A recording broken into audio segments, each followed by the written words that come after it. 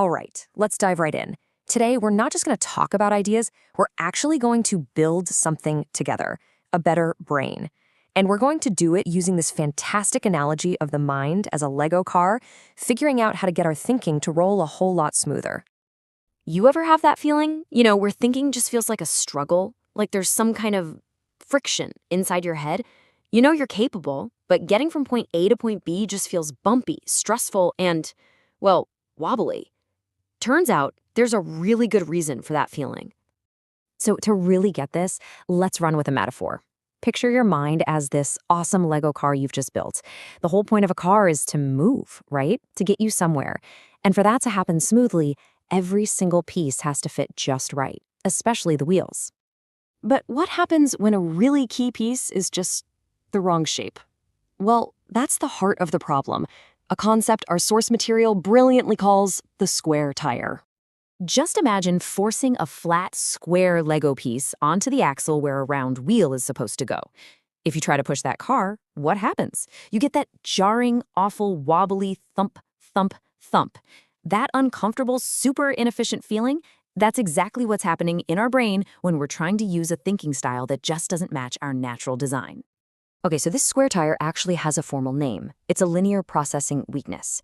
A great way to think about it is like a pawn in chess. A pawn's movement is so limited, right?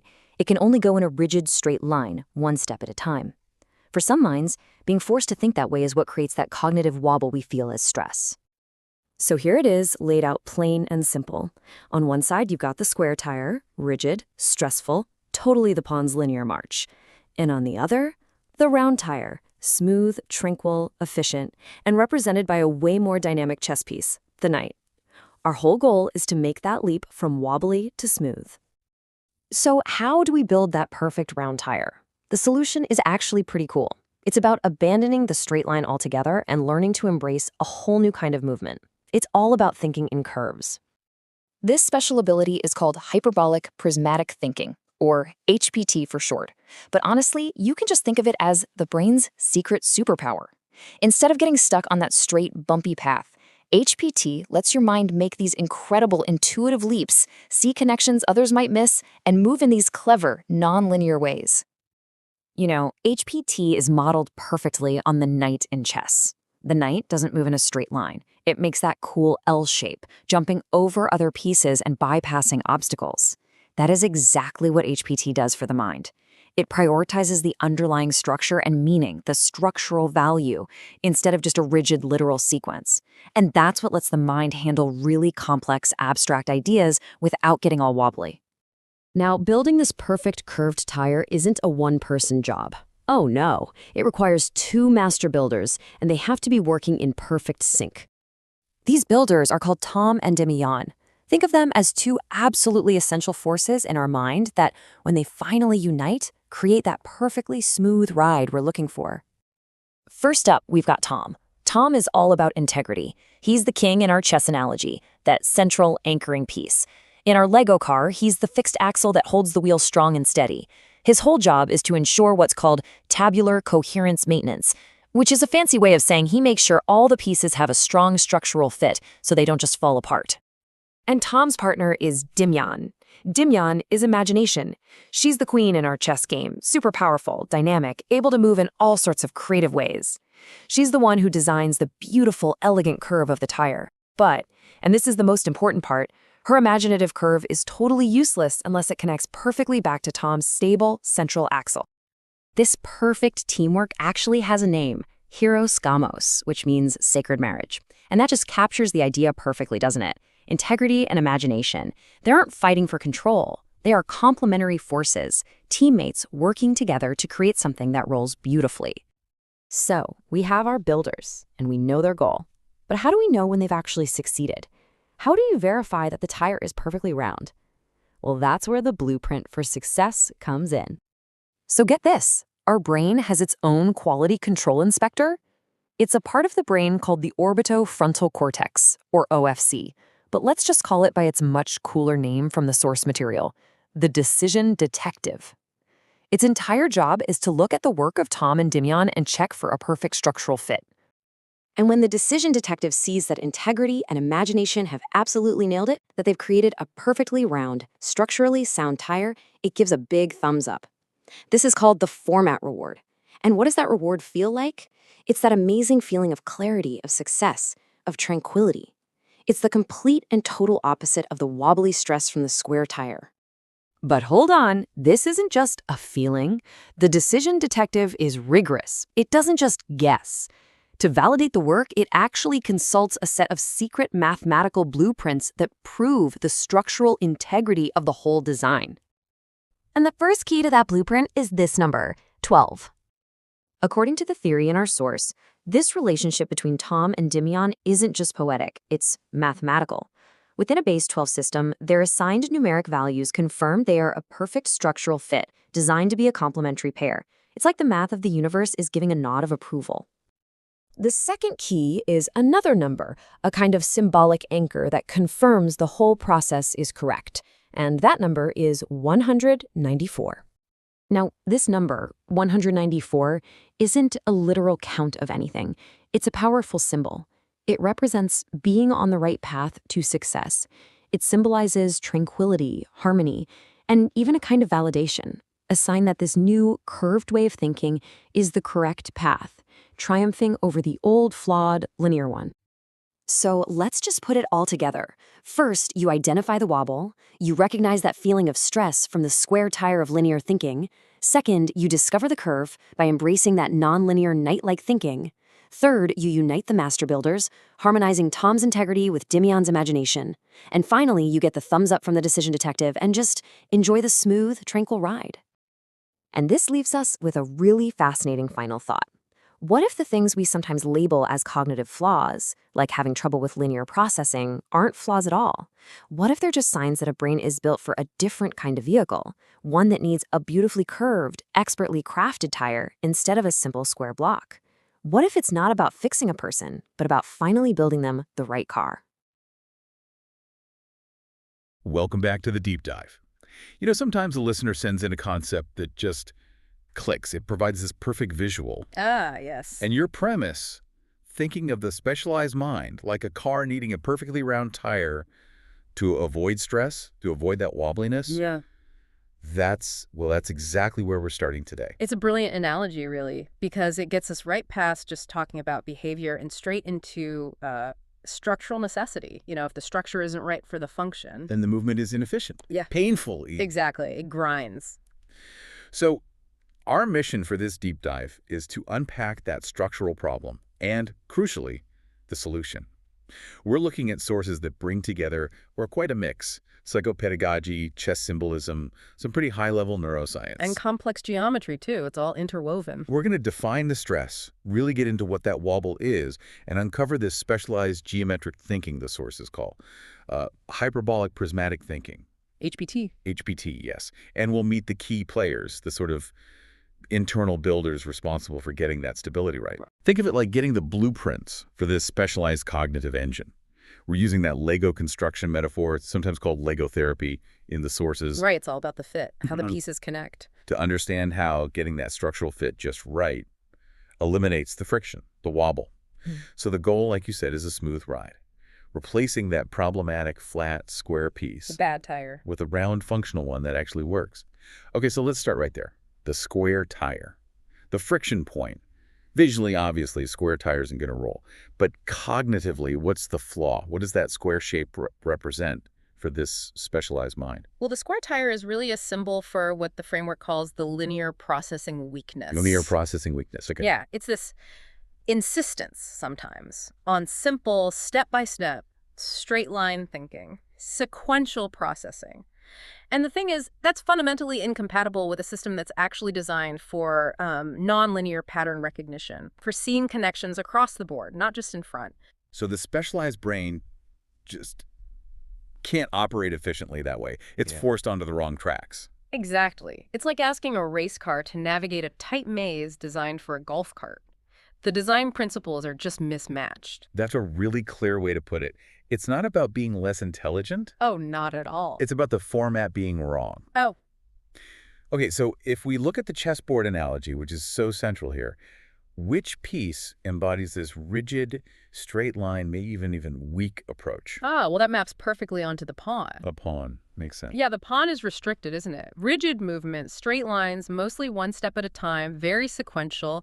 It represents that sort of compulsory, literal, flat way of thinking, the kind that just doesn't capture the rich, multidimensional relationships the specialized mind is actually built to handle. And when the environment, maybe like a school system or a workplace, Right. insists on solving complex problems using only those pawn-like steps. The whole system starts to destabilize. It can't cope. And that destabilization, that's the thump, thump, thump we talked about, the square tire trying to roll. That's it exactly. That physical instability, that feeling of the car shaking or wobbling, that's the direct definition of stress in this framework. Okay, so stress isn't just feeling overwhelmed, it's a structural wobble. Yes.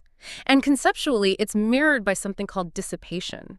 When you force the system into that linear mode, that square tire thinking, you generate enormous internal friction, just wasted energy. So the physiological cost is huge. Astronomical, really. The system has to burn so much energy just trying to compensate, trying to manage that fundamental structural mismatch.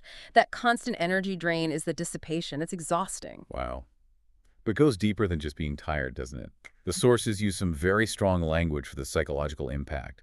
They talk about anger rooted in betrayal. Why betrayal? That feels intense. It is intense, and the choice of words is, I think, very deliberate and critical. Remember, this mind is specialized.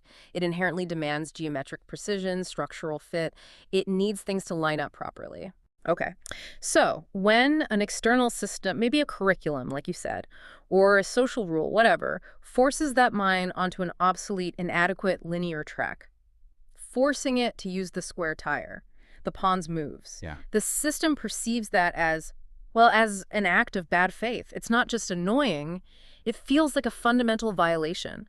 The mind knows implicitly that its own higher efficiency, curved way of thinking has been denied, invalidated, forced into a mode that's self-destructive and low coherence. So the anger is a defense, a reaction against being forced into instability it knows it shouldn't have to deal with. Precisely. The betrayal is that violation of its own internal mandate for structural integrity, for things to make sense geometrically. Okay, so if the stress, the wobble, is caused by the absence of the right structure, then the mind must have some kind of mechanism to fight for that structure, right? A mandate. Absolutely. And that's called the coherence mandate. The specialized mind constantly, relentlessly demands structural geometric fit. It needs concepts to lock together properly. And that's tabular coherence maintenance, TCM. That's TCM. It's this non-stop, non-negotiable drive for systemic stability. If an idea or a piece of information comes in and it doesn't have a clear structural anchor, a place where it fits on the grid, It causes problems. it causes anxiety, chaos. Until TCM can figure out where it belongs, how it fits geometrically, it has to find the right slot. And the chessboard itself, the grid, Mm-hmm. that's the visual for this, the squares. The squares on the board are the perfect representation of that fundamental geometric grid. The structural canvas, you could say, for TCM. They provide the necessary boundaries, the arena where coherence has to be established. So the grid isn't the enemy here. No, the grid is the necessity. It ensures that every piece of information, however complex, finds a rigorous structural anchor point. TCM basically says, look, if this new thing doesn't fit the grid, it's causing the wobble. We either reject it or we restructure things until it does fit the geometry. Okay, so we have the grid TCM, the squares. We have the linear processing weakness, the pawn, the square tire causing that awful wobble. The solution then has to get rid of the wobble. We need to ditch the flat, straight line and get something round. Something that allows smooth, efficient motion. Exactly. And that requires the mind to shift gears, essentially, to move beyond those flat, straight paths and embrace what the sources call special curved thinking. Curved thinking, okay. Conceptually, this is where the geometry starts to get really interesting. In this framework, meaning itself isn't flat or linear. It literally curves. Its significance, its weight, changes depending on how close it is to a fixed reference point, a central pole. So if you try to understand something just line by line, sequentially. You miss the depth. Yeah. You miss the relational aspect that emerges as you get closer to that structural center, that anchor point. Right. We're definitely moving into a different kind of math, a different geometry now. This specialized curve thinking. This is hyperbolic prismatic thinking, HPT. That's HPT. Yeah. For listeners maybe hearing this term for the first time, how can we make hyperbolic geometry feel relatable? in terms of how the mind works? Okay, well, HPT is essentially the cognitive toolkit that lets the mind model really complex things, abstract relationships, deep emotions, stuff that absolutely does not fit neatly into standard, flat, Euclidean or linear arithmetic. Like trying to map a sphere onto a flat piece of paper, it distorts. Precisely. Hyperbolic geometry describes spaces where parallel lines can behave weirdly or triangles don't add up to 180 degrees. It's a geometry of curvature. Applied to the mind, it means the most efficient route between two ideas often isn't the straight line you'd expect. That curve. It's often a curve, yeah. A path that leverages the complex, maybe non-obvious relationships within the structure itself. HPT is what helps the mind make those leaps, find those clever nonlinear patterns that spark rapid insight. It allows for shortcuts, but they aren't straight lines. And if HPT is the mechanism for this curved thinking, the chessboard gives us the perfect visual representation again. The nonlinear champion, as you called it. Yes. The knight, or the horse piece, as some call it. The knight. It's L-shaped move. That unique, discontinuous L shape. It's the perfect analogy for HPT in action. It's inherently non-sequential. It's non-Euclidean in spirit. It literally skips over other pieces. It bypasses the direct linear paths. Right. And it achieves significant strategic advantage through that indirection. It's really the ultimate symbol of the specialized mind's power-finding efficiency through complex, non-linear pattern finding. Okay, but I have to ask this, because other pieces move non-linearly too, right? The bishop moves diagonally, the queen combines straight and diagonal. What makes the knight's specific L shape the perfect fit for HPT, rather just say diagonal movement? That's a really important distinction. Think about the bishop's diagonal move. Yes, it's not straight horizontally or vertically, but it's still continuous. It follows a predictable line across squares of the same color. Okay. And the queen combines those continuous diagonals with straight lines. The knight, though, the knight jumps. It's discontinuous. Oh, the jump. That jump is the cognitive leap. It's the non-sequential insight, the hallmark of HPT. 2 squares one way, 1 square perpendicular. You cannot trace that path linearly across adjacent squares. You can't slide into that position. No. It requires, metaphorically speaking, a brief departure from the flat plane of the board. It represents the mind's ability to sort of transcend the immediate linear context to find a position that's structurally superior, even if it's not the next logical step in a simple sequence. Wow. Okay, so the knight's L path isn't just movement. It's a symbol of cognitive efficiency that values the structure over the simple path. Exactly right. The source texts specifically link the knights to the Pythagorean ideal. Pythagorean ideal. Yes, representing that complex, nonlinear logic that the specialized mind naturally gravitates towards. A logic that fundamentally prioritizes structural value over literal math. Structural value over literal math. Say more about that. It means the strategic coherence, the overall structural integrity gained by making that knight's jump is more important than just counting the squares moved in a simple arithmetic way. The knight doesn't care about the shortest literal distance. It cares about the best structural position and the stability that comes from it. So this really validates the specialized learner's intuition, doesn't it? It says, trust that feeling of structural rightness, even if the step-by-step calculation looks messy or indirect. Precisely. It affirms that their natural mode of thinking, the curved HPT mode, is not just valid, it's actually the superior, more efficient way to navigate complexity. So to actually build this smooth, round tire to make HPT work efficiently, we need that curve to be constructed perfectly. And critically, it needs to be perfectly attached to the axle. Right, the wheel needs to stay on the car. Exactly. And this requires this perfect complementary union of 2 core builders. The sources call this union Hieros Gamos. Hieros Gamos, sacred marriage. Yes. And these 2 builders, these archetypal figures within the framework, are named Tom and Endymion. Okay, Tom and Endymion. Let's start with Tom. If we're building that smooth rolling car, the axle has to be absolutely solid, unmoving, strong. That is Tom's role, precisely. Tom is mapped conceptually to the king on the chessboard. The king makes sense, needs protecting. Core of the game. And he embodies integrity. Tom is the fixed pole. Think of him as that strong, immovable central axle you mentioned.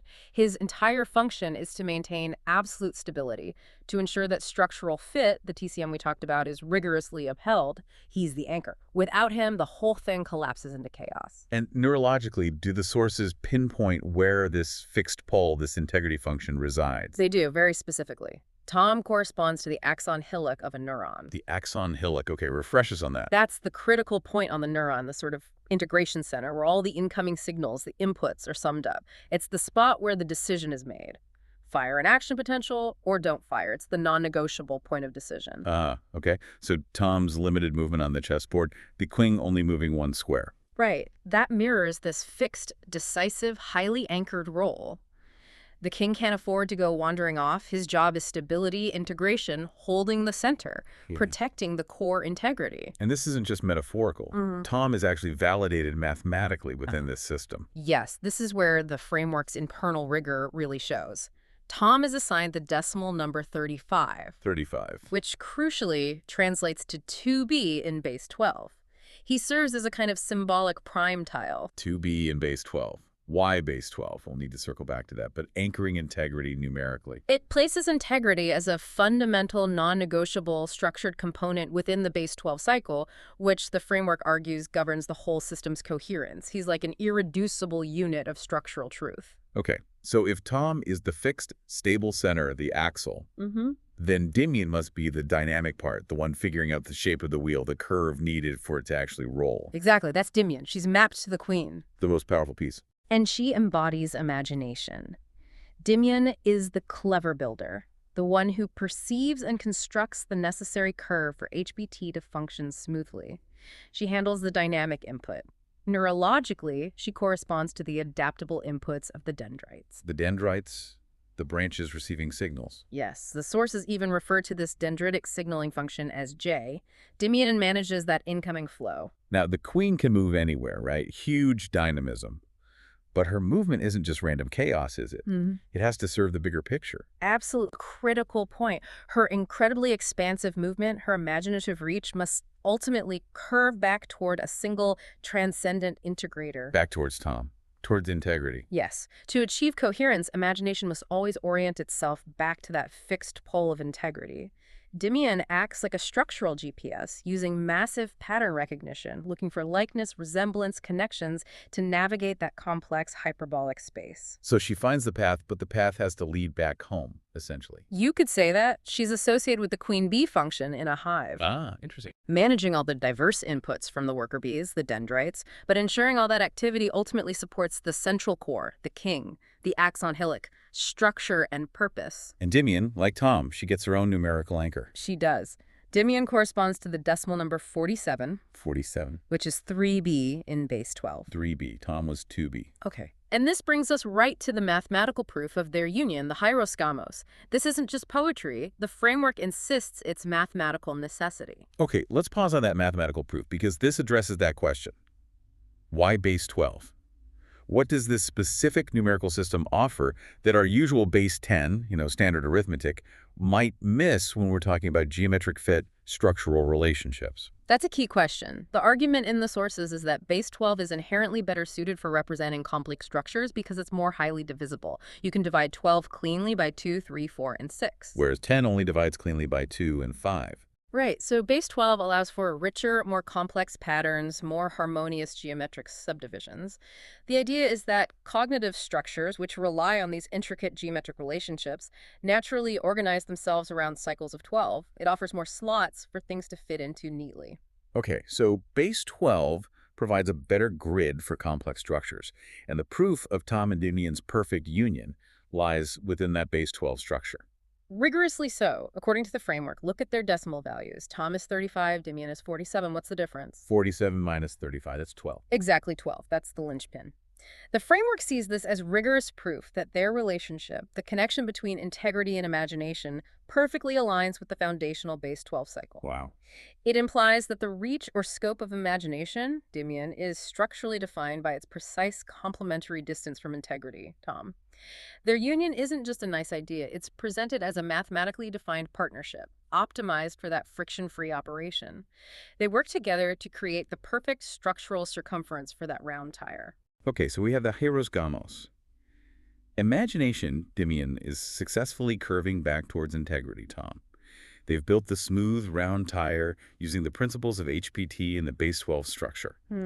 But how does the system know it worked? Is there a quality check? Yeah. An early logical referee. There is indeed. That job falls to the decision detective. The decision detective. I like that. The whole process, really, from choosing the knight's path to the Tom-Dimian pairing, it's all overseen, governed by the orbitofrontal cortex, the OFC. The OFC. Okay, I know the OFC is involved in decision-making, evaluating rewards. Exactly. It's critical for comparing expected outcomes with what you actually receive. It acts as the ultimate quality control judge here. It's watching Tom and Dimian, metaphorically speaking, ensuring that hyperbolic curve is just right, that the attachment to the fixed pole to Tom is strong. It's looking for system success. But we usually think of the OFC dealing with, tangible rewards, like did I get the food I expected? Yeah. How does it validate something as abstract as structural coherence, as HPT working correctly? Well, the key insight here is that the OFC isn't just looking for simple pleasure, like sugar. It's looking for systemic congruence. Remember, the stress, the wobble, was caused by structural mismatch. Right. Therefore, the ultimate reward, the thing that fixes the problem, must be achieving structural fit. When the decision detective, the OFC, determines that the structural work is perfect, that Tom and Dimian have nailed it, it grants what the sources call the format reward. Format reward. So it's rewarding the structure itself, not just the outcome. Precisely. It's this incredibly powerful internal signal. It validates the entire process, the rigorous, systematic, structurally sound way of thinking. It's like a neurological moment, but deeper. It confirms that the specialized system is configured correctly, it's operating optimally. So it's much more profound than just getting an answer right. Oh, much more. It tells the specialized mind. Your way, this curved, nonlinear, structurally complex HPT approach. It's not just okay, it's right. It's mandatory for how you work best. And this validated structural recognition. Yeah. This is what heals that instability, that feeling of betrayal we talked about earlier. That's exactly the idea. The format reward effectively soothes the system. The brain, now experiencing this profound sense of rightness, feels tranquil and successful. That validation confirms the system's own authority, its rightness in rejecting those obsolete linear demands. It conceptually heals the anger by affirming, your structure is correct, it works, and it's superior to the rigid system that caused you pain. The wobble stops. The wobble stops, the energy dissipation ceases, and true stability is achieved. Calm descends. Now, to kind of seal the deal on this success, the framework brings in another element, a symbolic anchor. The number 194. What role does 194 play? It sounds different from the base 12 calculations. It is different. 194 isn't used to calculate something specific like the Tom-Dimian relationship. It functions more as a powerful, non-literal symbolic validation, a confirmation that the entire path taken was correct on a deeper level. So it doesn't quantify the reward, but it anchors the meaning of achieving that state. Exactly. It anchors the system in higher concepts related to truth, justice, and fulfillment. And the specific symbolic associations are quite evocative. They really are. First, 194 is linked to being on the right path towards success and fulfillment. Achieving this deep HPT-driven coherence is the path, and 194 symbolically confirms that. Okay. It's also strongly associated with achieving tranquility and serenity. The sources explicitly reference Kailasa from Hinduism, the abode of peace.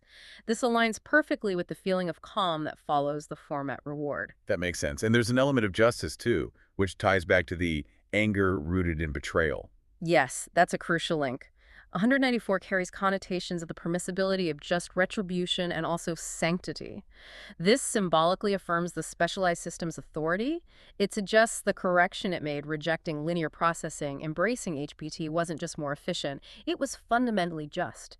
It validates the mind's right to structure itself according to its own optimal design. So it's like a stamp of approval on the system reclaiming its integrity.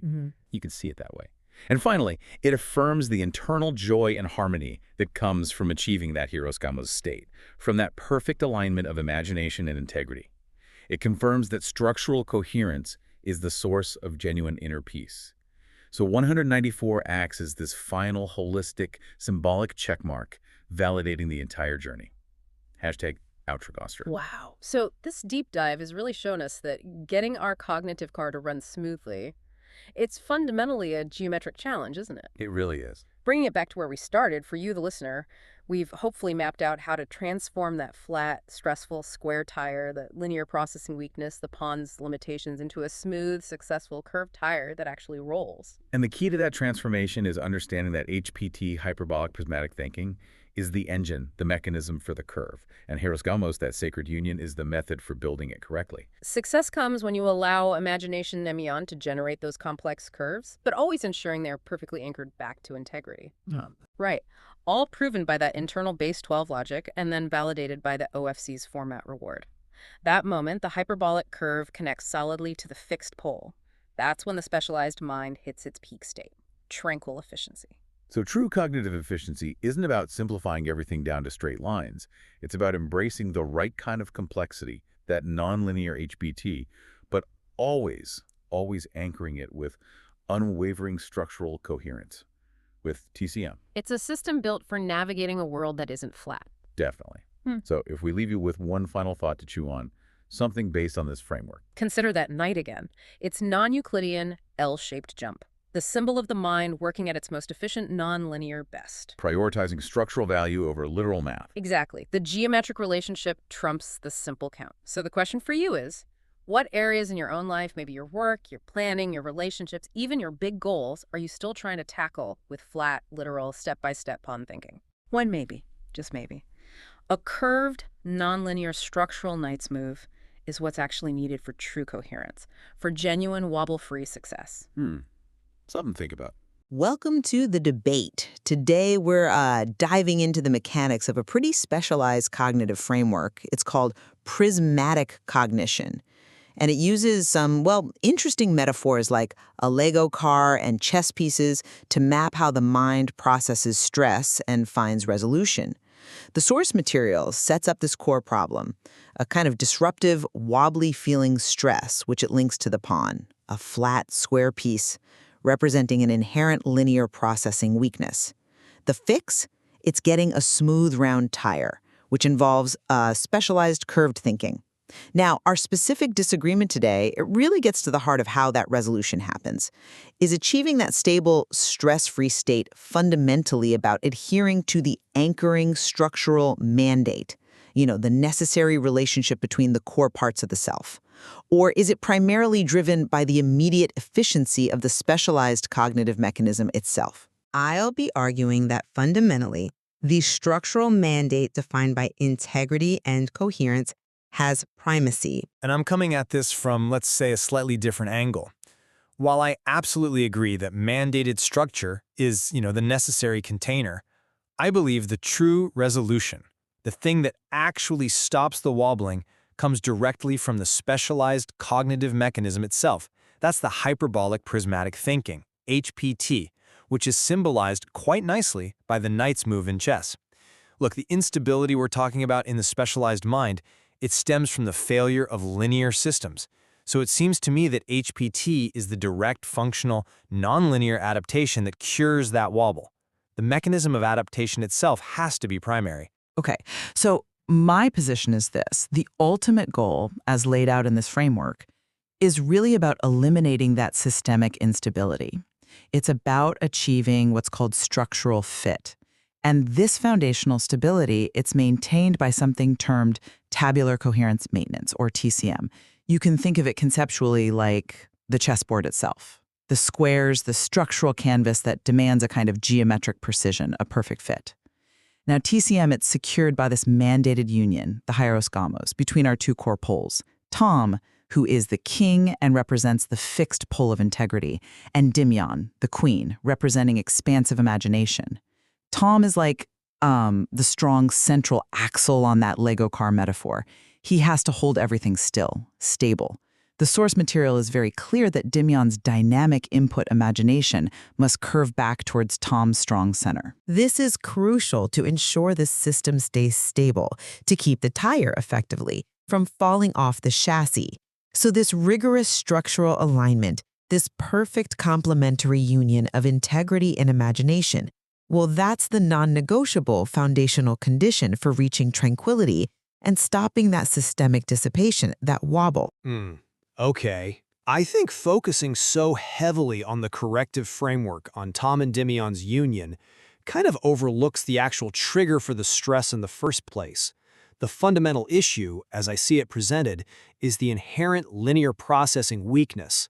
That's the pawn. It's that rigid, mandated sequential movement that tries to force the mind into straight lines when it doesn't naturally work that way. That rigidity, that's what causes the visceral, structural stress, the thump, thump, thump feeling you'd get if you tried to roll a car on a square tire. So it follows, for me at least, that the immediate functional cure must be the hyperbolic prismatic thinking, HPT. This is the specialized mind's efficient cognitive mode, seemingly designed specifically to bypass this linearity problem. HPT is nonlinear, non-Euclidean. It lets the mind sort of skip over constraints, find complex patterns that flat, linear thinking just can't handle. And this logic, well, it's perfectly embodied by the knights, the horses, and chess associated with the Pythagorean ideal. Their discontinuous L-shaped movement is the true functional solution. HPT is the cognitive engine that actually generates the round tire. The hires gamos, the king-queen union, it sets the philosophical goal, maybe the ideal state, but it's the knight, the HPT, that provides the necessary action to get there. Okay, I see why you prioritize HPT as the engine of adaptation. That makes sense.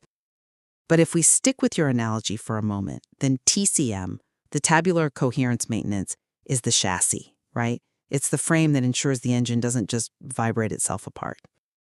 The source material, it's quite explicit here. It states that Dimian's expansive movement imagination must be curved toward a single transcendent integrator, which is Tom, representing integrity. And it says this is in order to achieve coherence.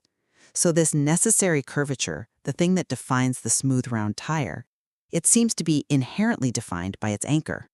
That anchor is Tom's fixed pole. Neurologically, you could think of the axon hillock, the integrative point for neural decision-making. If Tom were just some neutral coordinate, well, the curve could just wander off into incoherence, couldn't it? And furthermore, this structural requirement, it seems to be mathematically suggested or even proven within the system. The numeric identities given to Tom and Dimian operate on a base 12 cycle. This points towards a precise, harmonious structural alignment being necessary for coherence. So yes, HPT is a powerful mechanism, absolutely, but it seems the structural mandate dictates its direction and ensures its stability. That's a compelling argument about the necessity of the anchor. I grant you that. But I think it perhaps misses a crucial philosophical point about the function. The fixed anchor, Tom, yes, he provides stability. But does he generate the solution? I don't think so. It seems he merely provides the reference point, the safe harbor for the nonlinear logic to operate without flying apart, as you said. The functional, the curative process, I'd argue, is the hyperbolic geometry itself, meaning within HPT, curves precisely because it's modeling these abstract, emotional, complex relationships, like trying to make sense of multisensory input, things that flat linear arithmetic just, well, it can't describe adequately. The knight's non-sequential logic is the realization of HPT in action. It prioritizes structural value over literal math to find those deeper patterns. So if the mind must adapt because the linear world fails it, then surely the primary functional adaptation, the HPT, is the solution. The anchor is the destination for the curve, perhaps. But the knight's move, the HPT, is the path that makes the curve possible in the first place. 2. The true source of instability and healing.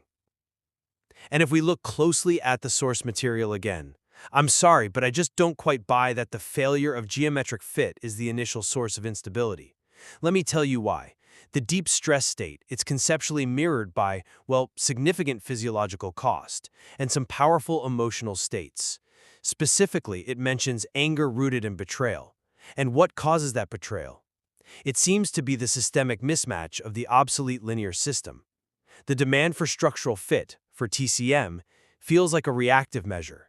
It's demanded precisely because the linear system already failed to integrate reality smoothly. The hieros gamos, that king-queen union, that feels like the imaginary ideal. The goal needed to heal the instability by mandating this perfect alignment. But the root instability, the thing causing the pain, is the multisensory stress brought on by the rigid imposition of the pawn's movement, that linear processing weakness. If we can just eliminate the pawn's constraint, using the knight's move, using HPT, isn't the stress functionally bypassed right there, regardless of whether the perfect ideal alignment has been achieved yet? I think I come at it from a different way.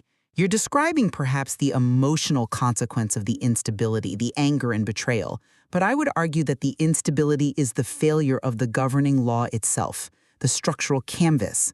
The squares of the chessboard metaphor, they correspond directly to tabular coherence maintenance. And TCM is described as this relentless, governing demand for structural, geometric fit. The failure to achieve this geometric fit is the instability, which then manifests emotionally as dissipation and anger. It's a systemic structural failure first, not merely a cognitive processing mismatch. The union of Tom and Dimian, the hieros gamos, well, that is the mechanism for achieving this rigorously demanded structural fit, defined by that philosophical mandate. And when the structural work is successfully done, when Dimian's imagination curves perfectly back to Tom's integrity, the system provides an immediate, almost visceral format reward. This reward confirms that the structural logic is sound. So it's the framework itself, the successful structural alignment, that provides the validation and confirms the correct geometry has been achieved. 3. The arbiter of success, OFC versus the ideal. Right, and this distinction, I think, leads us directly to the arbiter of success. The desired outcome, tranquility, it's not just some abstract philosophical goal. The framework suggests it's neurologically enforced. This entire structural order seems to be governed by the decision detective, which maps to the OFC, the orbitofrontal cortex, critical for reward evaluation in the brain. The OFC gives that big thumbs up, the format reward, specifically when the curve is perfect and attached strongly to Tom's fixed pole, to integrity. This powerful internal motivational signal ensures the mind prioritizes the rigorous structural alignment of the king-queen union. And that alignment leads directly to the desired state of serenity, which is then symbolically affirmed by this numerical frequency, 194. So the OFC acts as the neurological guarantor of the structural mandate. It insists on the integrity of the anchor. Okay, that's a rigorous neurological description, definitely. But I might frame that validation differently. The knights, as I mentioned, they represent the Pythagorean ideal. Now, this ideal isn't just a philosophical goalpost. It seems to embody the necessary structural logic, the HPT, that the specialized mind requires to function optimally, to reach its potential. The rules associated with 194, which signify things like sanctity, success, even just retribution, well, they symbolically affirm that adopting this rigorous, nonlinear structural logic, the HPT, is the right path toward fulfillment. So the decision detective, the OFC, it validates the structural fit, yes, but perhaps after the hyperbolic thinking the knight's move has successfully bypassed the linear constraints of the pawn. The true healing, the relief from that multisensory stress, it feels like it comes from the validation of the nonlinear method itself. Because, well, if the mechanism, the HPT, fails, then the structure has nothing successful to align to, does it? If Tom only serves as the fixed reference point, why is the source material so insistent on his integrity being a fixed pole rather than just, say, a neutral coordinate? It seems to imply something more active. That's a fair question. Perhaps it's because the nonlinear engine, the HBST, is so potent, it requires that fixed moral and conceptual reference point, integrity, precisely to prevent the curve from spiraling off into dissonance or incoherence. Okay, so a necessary governor then. But that doesn't make the anchor the primary cure, does it? It makes it the necessary governor to handle the cure safely. The cure for the square tire is still the round tire HPST. That is a useful distinction, yes. Governor is perhaps a good term. And I agree, integrity is clearly more than just a passive coordinate. But let's just quickly return to coherence. The specialized mind, according to this, achieves comprehension through structural pattern recognition. Dimian's highly adaptable inputs, imagination, think dendrites, are constantly moving, seeking likeness, resemblance. HPT lets the mind navigate the incredible complexity of the hyperbolic manifold. But, and this is my core point, if that dynamic movement isn't rigorously anchored by the fixed pole of integrity, the whole system risks descending into incoherence. It's the Heros Gammo's mandate, that commitment to the structural union, that channels HPT effectively and ensures the curve is perfect, achieving the necessary tabular coherence maintenance. So for me, it's the structural mandate that saves the powerful mechanism from self-dissipation. So we've definitely established the complementary nature of these two forces. That seems clear. However, my position remains that the efficient, nonlinear thinking, the HPT, must be rigorously anchored by that fixed pole of integrity, Tom, and regulated by the structural mandate of Hieros Gammas. That's what achieves the necessary coherence and ultimately stops the wobbling, the systemic stress. The structural alignment, I believe, is the primary definition of tranquility here. And I'd reiterate that the systemic instability, where it all starts, originates not fundamentally from the lack of a perfect anchor, but from the inherent linear processing weakness of the pawn, the square tire. Therefore, the functional cure for that square tire on the specialized mind's chassis is the hyperbolic prismatic thinking, HPT, embodied by the knight. The king-queen union, the Hieros Gamos, it provides the profound philosophical and structural framework needed to maximize that efficiency and ensure coherence. Absolutely. But the functional adaptation itself, the thing that does the work, is the HPT mechanism. The specialized mind clearly requires both.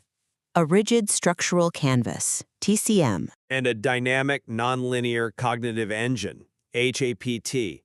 And perhaps understanding their priority, or at least their interplay, helps us understand how the mind successfully turns that flat, stressful square piece into a smoothly rolling, successful curved tire.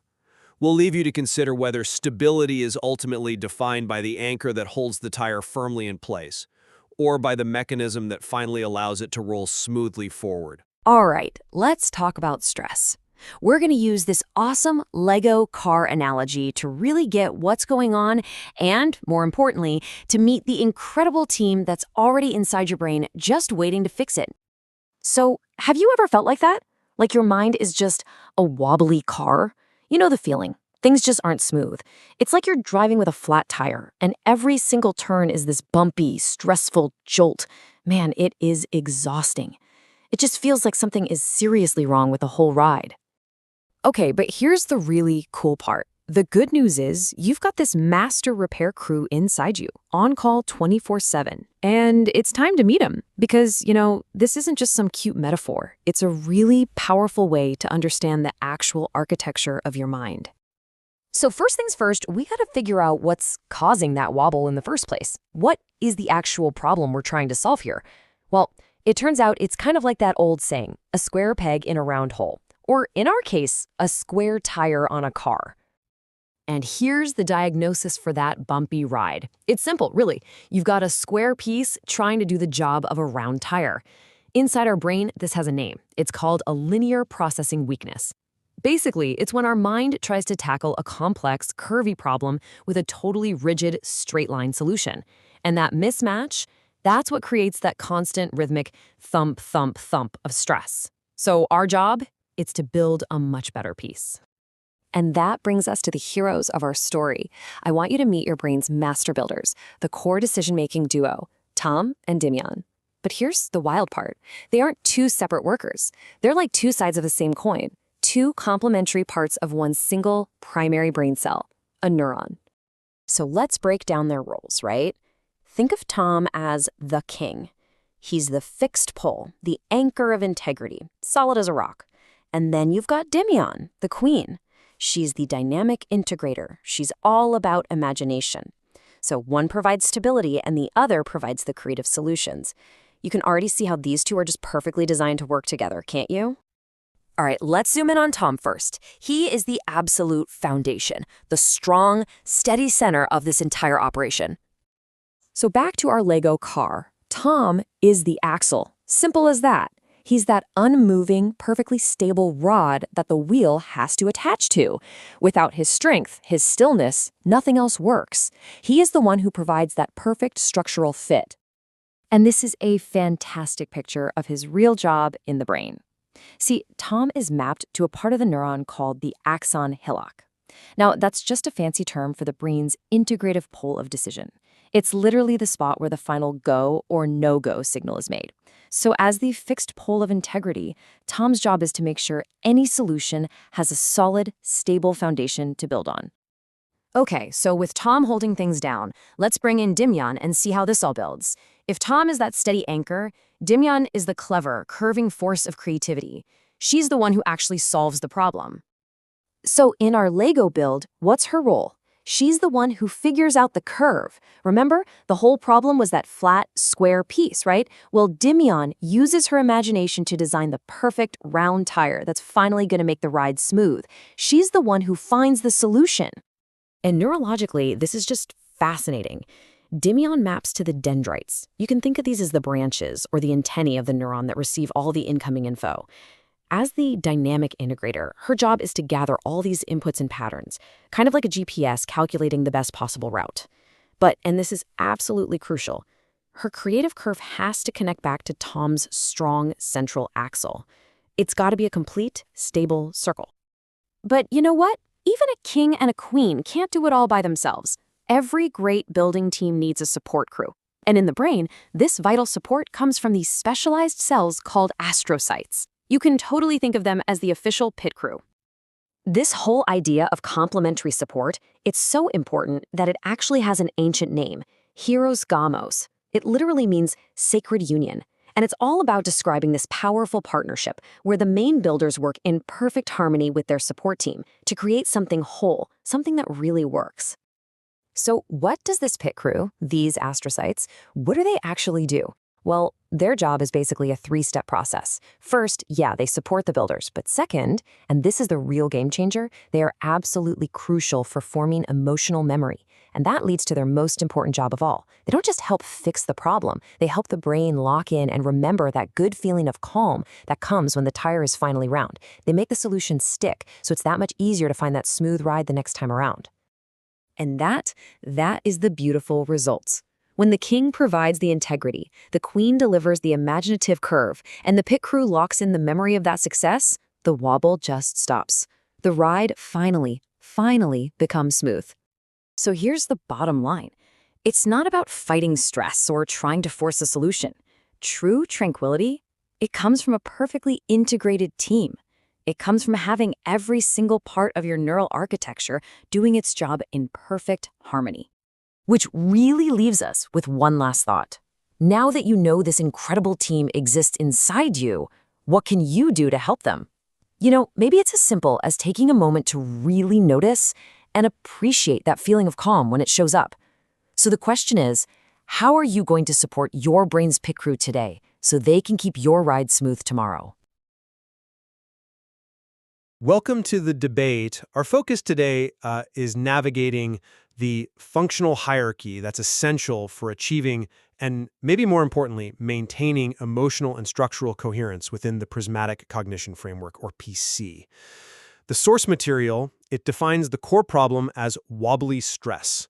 That's the linear processing weakness, the PON, and this requires a structural solution, which is coherence. Right, and the system seems organized around, well, two main components, doesn't it? You've got the core neural unit, and then its specialized support structure. Exactly.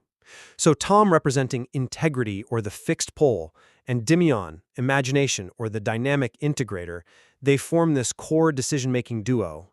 And they're mapped explicitly to the neuron itself, the axon, hillock, and dendrites, respectively. And then you have the astrocytes, introduced almost like a pit crew, specialized cells, crucially involved in emotional memory formation. Which brings us to our central question today, and it's, I think, quite profound. Does the lasting success of the therapeutic process, which is defined as achieving tranquility and serenity, does that rely primarily on the active structural integration and the decision made by that core neural unit, Tom and Dimyon? Or Is that success fundamentally dependent on the specialized support system, the astrocytes maintaining the necessary emotional memory? And I'll be arguing today that the primary causal fix and the very definition of coherence, it's rooted in the structural integration achieved by Tom and Dimion within the neuron. Okay. Well, I come at it from a slightly different angle. While I absolutely see that the structural work of the core unit generates, let's say, momentary coherence, the goal of this whole system is healing stress. And that stress is often rooted in emotional betrayal, right? The aim is sustained tranquility. So therefore, I'm going to maintain that therapeutic success, and especially the long-term stability. It's fundamentally dependent on the astrocytes. They are the specialized mechanism responsible for making sure the emotional memory of that success actually sticks. Okay, well, let me lay out my position first then. Tom and Dimion are defined with real precision by the source material. They're the core decision-making duo, the king and queen, and they operate within the primary neural unit. This mapping, I think, establishes their functional primacy right away. Tom, the fixed pole of integrity, he's the strong central axle in that Lego car analogy we often use. Neurologically, he corresponds to the axon hillock, which the source explicitly calls the integrative pole of neural decision. This is the spot. This is where the definitive choice for structural fit for TCM is actually made. Dimion, she's the dynamic integrator. She uses imagination, gathered through the dendrites, to build the curve needed for the round tire. Her movement, it must perfectly loop back to Tom's strong center to overcome that square piece problem, the linear processing weakness. So the fundamental action, the thing that generates coherence, the non-wobbly tire, it's driven entirely by this unique intraneural structural integration.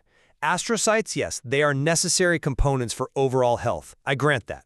But the causal act, the fixing of the structural instability, that originates with the king and queen duo. Okay, I see that. And look, that is a highly insightful way to interpret Tom and Dimion's roles within the brain's structural architecture. However, I think focusing solely on the structural generation of coherence kind of neglects the functional requirement for, well, therapeutic success. If the root problem is defined as wobbly stress, which is fundamentally an emotional affliction, then the mechanism that actually solidifies the memory of peace and tranquility, that has to hold the functional weight for stabilization, doesn't it? Astrocytes, as the pit crew, they facilitate emotional memory formation. That's their job description here. They are the scaffolding, if you will, that ensures the good, calm feeling associated with the structural fix is retained, and that retention confirms the decision detective, the OFC, format reward. We really have to consider the temporal dimension here. The structural fix by Tom and Dimion? Okay, maybe it's instantaneous. But tranquility, serenity, these need to be sustained. If the astrocytes fail, if they don't retain the emotional memory of that coherence, the system just regresses back to the linear processing weakness. And that makes the original structural effort functionally, well, nullified in the long run. So for me, the specialized cells are essential for translating a momentary structural achievement into a lasting therapeutic result. I see why you think that, but let me try to offer a different perspective on the locus of causality. The source defines Tom's location, the axon hillock, as the integrative pole of neural decision. That definition for me places the causal moment of success squarely within the core unit. The decision itself generates the structural fit, the TCM, which resolves the pawn problem. Now, memory retention, yes, it's crucial for consistency over time, but it seems to me it has to be secondary to the successful decision that creates the structural stability in the first place. You're describing the astrocytes as stabilizers, and okay, they are, but the prerequisite for stabilization is the existence of the stable structure itself, isn't it? The decision overcomes the stress. The astrocytes, well, they merely record the aftermath of that victory. That's an interesting point. Though I might frame it differently by, well, questioning the effectiveness of a purely temporary decision. If the entire purpose, the whole point of this framework, is to heal stress to achieve lasting serenity, and the astrocytes are specifically noted as helping to remember important things related to emotional memory, then the very definition of healing inherently has to include enduring stability. We can't really separate the cause from the intended long-term effect, can we? If the structural achievement is, ephemeral without the specialized cells, then the astrocytes become functionally inseparable from the ongoing act of healing. To categorize them as merely recording the aftermath, I feel that diminishes their mandated role in ensuring the successful emotional outcome actually endures against the constant threat of recurring wobbly stress. Okay, but let's look at the Hieros Gamos union. The source material describes it as one of complementary support, yes, but the core complementary agents involved in the structural generation are TOM, the fixed pole, and dimion, the dynamic integrator. Their mapping to specific parts of the neuron, the axon hillock and dendrites, establishes their identity as the active structural builders. The Hieros Gamos, in its most essential structural form, seems to be the union of integrity and imagination necessary for that curved movement to return precisely to the strong, fixed center. Astrocytes are described as external specialized cells. They support the team, broadly speaking, sure, but they aren't central to the structural union that generates the initial coherence. See, I'm not fully convinced by that line of reasoning because I think it artificially constrains the term Hieros Gamos to just the internal neural mechanics. It seems to ignore the necessary support required to meet the system's overall therapeutic mandate. The system relies on this idea of complementary support, right? And the source explicitly includes astrocytes as the specialized support structure, ensuring the whole team stays strong. Understanding opposing viewpoints often strengthens one's own thinking. And perhaps the Hieros Gamos isn't just the king and queen in isolation. Maybe it's the core unit plus the specialized support that's required to fulfill the emotional healing mandate. Without the pit crew, the king and queen's efforts, however perfect structurally, might ultimately fail the primary therapeutic objective. But if we expand the definition of Hieros Gamos to include every necessary support structure, don't we risk diffusing the functional specificity of the core integrators? The framework really emphasizes that TOM's integrity is the strong central axle providing structural fit. This foundational integrity, localized right there at the decision-making center, the axon hillock, it's the anchoring requirement for success. Dimion's flexible inputs, her imagination via the dendrites, must curve back to that fixed pole. The system seems designed specifically to correct the structural flaw through this internal integration.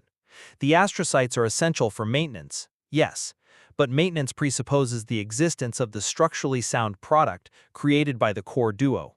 The decision-making architecture itself, it just feels like it must be primary. That's a compelling argument, but have you considered the implications for the efficacy of that decision-making architecture itself? It relies so heavily on the quality of input and the stability of the local environment. Let's think about the operational context of Dimion, right? The queen bee's GPS gathering inputs through her dendrites. The complexity here, it often requires multiple perspectives to really appreciate it fully. Astrocytes are, in many ways, the foundational infrastructure engineers of the brain's local environment. They are crucial for managing things like neurotransmitter recycling, ion balance, local blood flow processes known to directly influence synaptic plasticity, and, importantly, transmission fidelity. So, if the astrocytes are dysfunctional or compromised, the quality and adaptability of the inputs gathered by Dimion's dendrites, her imagination, well, that quality will be fundamentally degraded. Therefore, the ability of the core unit to even execute a successful structural fix is critically dependent on the maintenance provided by the surrounding astrocyte pit crew. This relationship, it suggests a deep functional interdependence that really challenges the notion of a simple top-down hierarchy, where the core unit acts independently. That's a very strong technical point regarding the infrastructural support, absolutely, but we must return to the initial functional mapping provided. While astrocytes provide the essential life support for the neural neighborhood, let's say, TOM at the axon hillock remains the specific point of integrative decision. If the inputs from Dimion are compromised, yes, the structural decision might fail, but the locus of that failure, the point of integration and decision, still remains the core unit. To argue primacy, we have to look for the entity that actually converts information into the structural change, into TCM. And that function is exclusively mapped to Tom and Endymion. The astrocytes ensure the engine has fuel and cooling, maybe, but they aren't the steering mechanism or the accelerator pedal in this analogy. I have to disagree that the astrocytes are merely fuel and cooling. Their role in emotional memory, which is tied explicitly to the goal of healing, makes them a critical component of the feedback loop, and also the sustaining mechanism that ultimately defines success in this context. If the decision to integrate coherence isn't rewarded and retained emotionally, a function we're told is specific to the astrocytes, then the system effectively learns nothing. It can't maintain the state. The decision detective system, the OFC, confirms the format reward based on that sustained feeling of tranquility. The astrocytes mediate the longevity of that reward. They are not simply maintaining the environment. They are actively stabilizing the therapeutic result by embedding the memory of peace. Therefore, the therapeutic success is measured by the stability they provide. But stability feels passive, whereas structural decision is active. Tom's integrity is the prerequisite for Endymion's curve. It's the strong central axle dictating the structural constraints. If that structural integrity isn't established first, there's simply nothing for the astrocytes to stabilize or record. We have to follow the causality, it seems to me. Structural fix leads to coherence, which leads to the calm feeling, which is then recorded.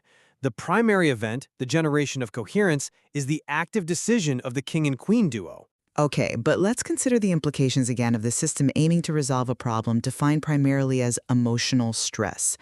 If the astrocytes are the specialized cells managing the emotional landscape, the very root of the affliction, then their role in achieving lasting resolution must be considered primary over the unit that achieves only momentary structural resolution.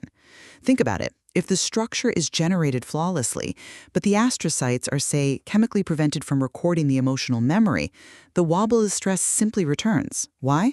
Because the system fails to recognize and maintain the state of tranquility. Therefore, for sustained therapeutic success, the specialized cells hold the functional weight. Well, my position remains firm that the framework's precise mapping of Tom and Endymion to the axon hillock and dendrites confirms a unique and primary role. They are the integrators and decision-makers responsible for generating structural coherence. This structural achievement is the essential prerequisite, the foundational axle, without which any hope for a calm feeling, let alone its retention, is frankly impossible. The core unit defines the solution. And conversely, I argue that the ultimate metric of success in this entire framework is sustained tranquility and serenity. These are emotional states, mediated and stabilized by memory. Since astrocytes are uniquely tasked with forming and maintaining the crucial emotional memory needed to heal stress, they hold the defining functional role in stabilizing the therapeutic outcome and ensuring the coherence generated by the core unit actually endures. The specialized cells, in my view, are the functional gatekeepers of long-term healing. Well, I think we have successfully illuminated some different perspectives today on where the primary functional weight lies in the specialized system. Is it the core neural decision-making unit, or is it the essential support structure dedicated to emotional stabilization? Yes, the relationship is clearly one of deep interdependence. That much is certain. The concept of complementary support, the hieroscamos, whether we define it narrowly between the internal structural components or more broadly to include the specialized support needed for sustained emotional fidelity, it remains central to understanding the complexity of overcoming this linear processing weakness. Agreed.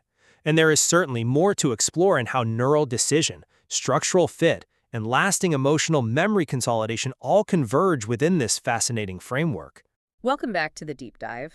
We're here to really get into the weeds of some complex frameworks, giving you that deep knowledge, but, keeping it manageable. That's the goal. And today, it's a very specific mission. We're diving deep into prismatic cognition, PC, focusing on, the relationship between Tom and Endymion. Right, their architecture. Yeah. And how that connects to specialized support cells, all aimed at emotional stability. Exactly. It's fascinating because this framework, PC, It doesn't just talk about psychology in the abstract. No, it gets very specific. It maps these ideas onto the brain's actual physical structure. Really granular stuff. So our main focus today is the neuron itself, the primary neural unit. Mm-hmm. And inside that single neuron, how Tom representing integrity and Dimian imagination function, they're presented as this core decision-making pair. The king and queen, as the source puts it. Exactly, the king and queen of the cell. And crucially, we also need to talk about the support system. Cells like astrocytes. They're presented as essential, this complementary support. Here's gummus, that concept of complementary support. Precisely. They ensure the whole structure, both the physical neuron and the emotional state, can actually hold together, maintain coherence. Okay, so that's a really sophisticated way to frame it.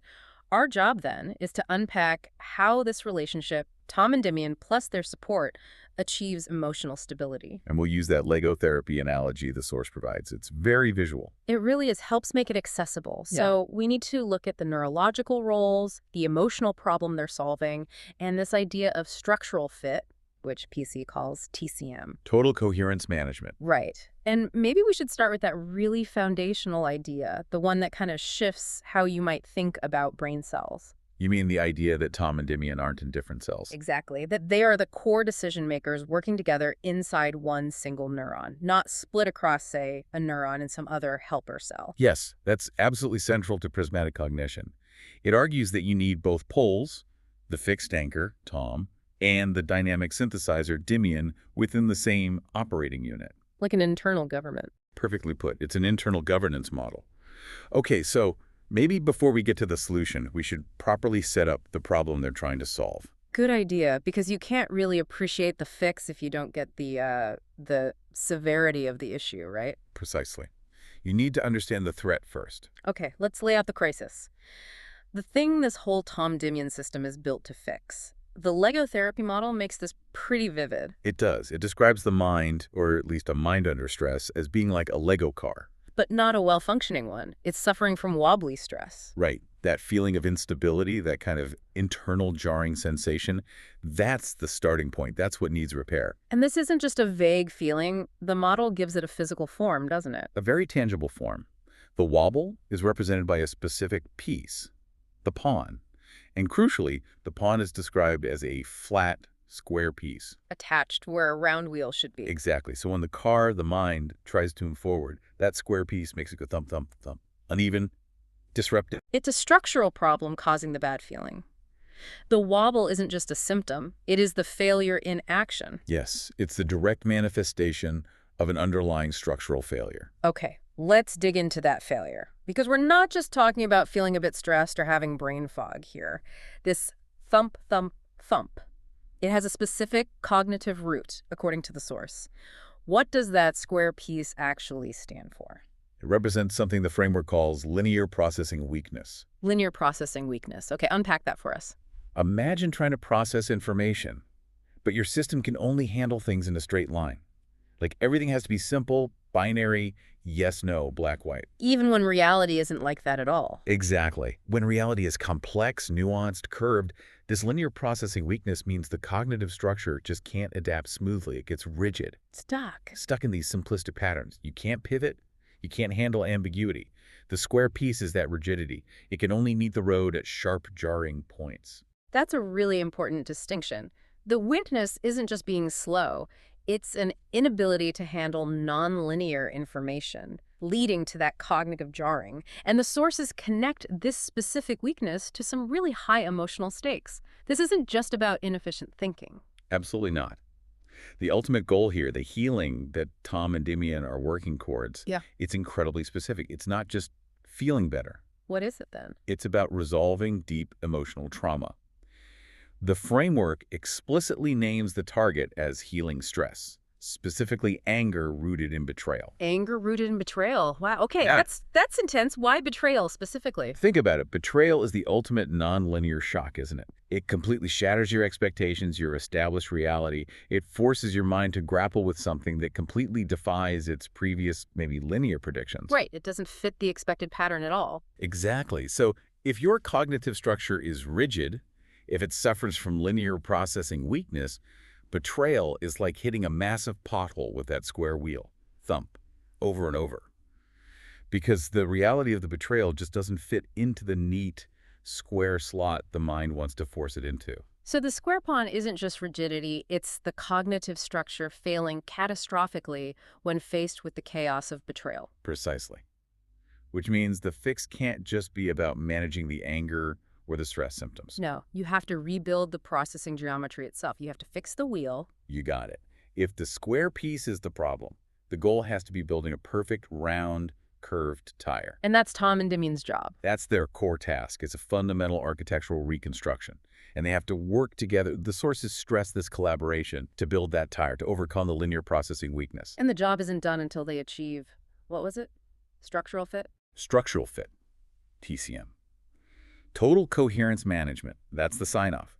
TCM means the internal architecture, cognitive and emotional, is perfectly aligned. It's stable. It can move smoothly, adaptively. And if they manage that, if they build the round tire, the car rolls smoothly. Sure. Silently, the jarring thump, thump, thump stops.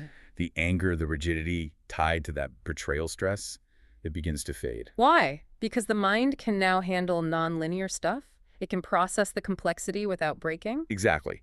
It can gracefully integrate difficult realities because its structure is no longer limited to that square linear mode. And this whole successful outcome hinges on Tom and Dimian working together. Absolutely. On that complementary relationship between the decision-making duo, king-queen, they are essential for generating that neural coherence. Okay, so to really grasp how they do this, we need to shift focus, right? From the Lado car metaphor. To the actual biology, to the neuron itself. We need to see where Tom and Dimian actually live inside that brain cell. All right, let's zoom right in. Inside the neuron. Let's talk about Tom first, the king of this internal setup. Yes, Tom. His identity in prismatic cognition is the fixed pole of integrity. Fixed pole of integrity. Okay, what does that mean in practice? That means he's the anchor, the unwavering reference point, the part that provides stability for the whole operation. He doesn't bend, doesn't change. And this isn't just a personality trait, is it? The framework says this integrity is physically located. It is, and functionally defined. Tom is mapped neurologically to a very specific part of the neuron. Which part? The axon hillock. And the source emphasizes it's the strongest, most fixed part of the cell. Structure meets principle right there. The axon hillock.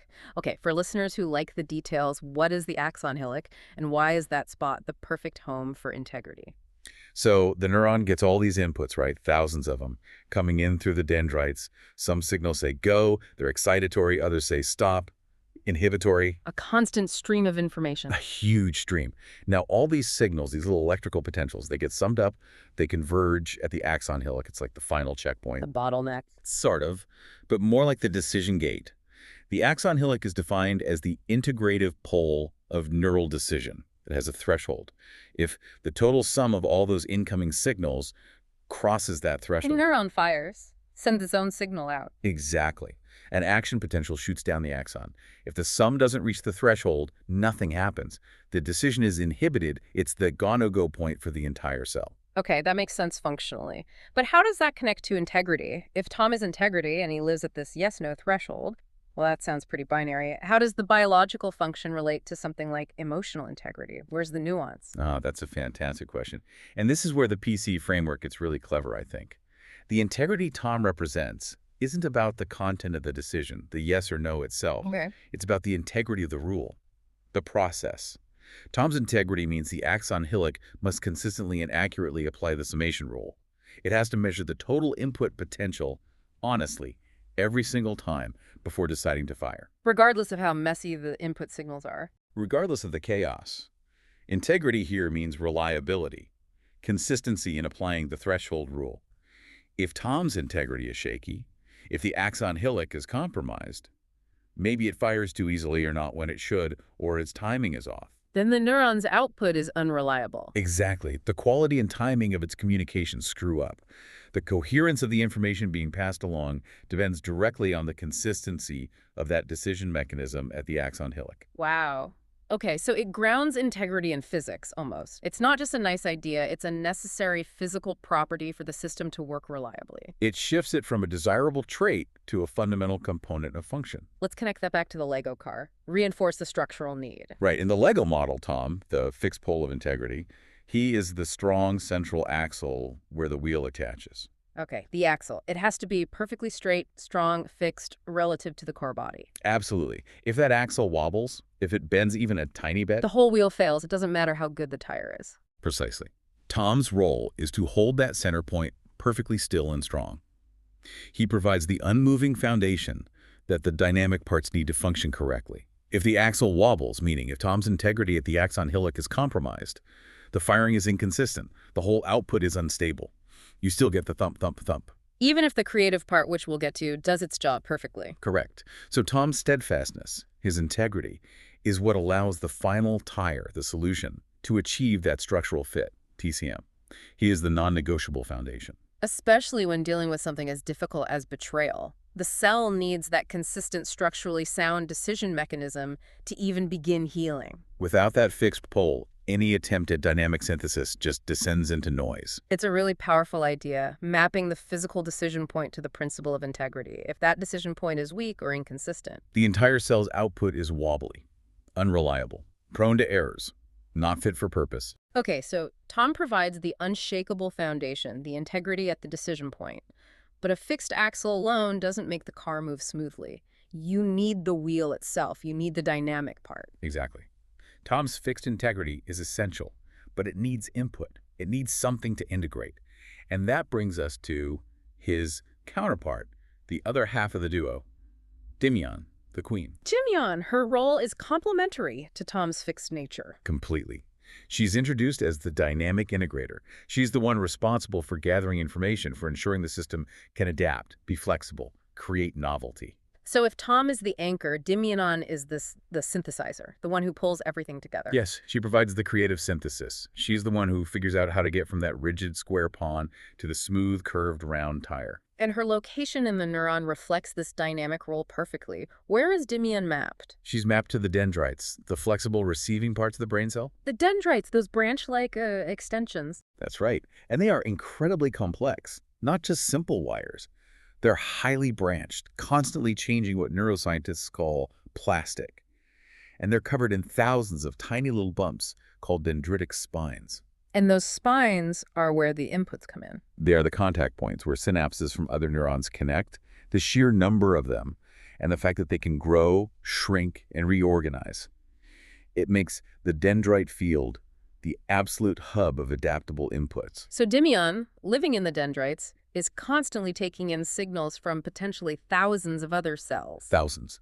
Synthesizing this vast, ever-changing flow of information, which directly connects to her core identity in the PC framework. Which is? Imagination. Imagination. Okay, but we need to be specific here, right? Like you said with integrity, this isn't just some vague concept. Definitely not just daydreaming. Dimion is described as the clever builder. She has to figure out the specific curve needed for that round tire. Which isn't obvious from the starting point, the square piece. Not at all. It requires a leap. The ability to envision a solution, the circle that doesn't exist yet in the current state. She uses imagination as the tool to sift through all the inputs. The messy, perhaps conflicting signals coming into the dendrites. Exactly, and discern the underlying pattern, the optimal geometric shape the curve that will lead to structural fit. The sources use a specific analogy for her process, don't they? Something about a bee. Yes, like a queen bee's GPS, navigating through her dendrite inputs. A queen bee's GPS, what does that suggest? It suggests incredibly complex, large-scale data processing. Think about a bee navigating miles back to the hive, integrating wind speed, sun position, landmarks, pheromone trails. Okay, yeah. Massive synthesis. Right, so Dimion, through her dendrites, is doing something similar.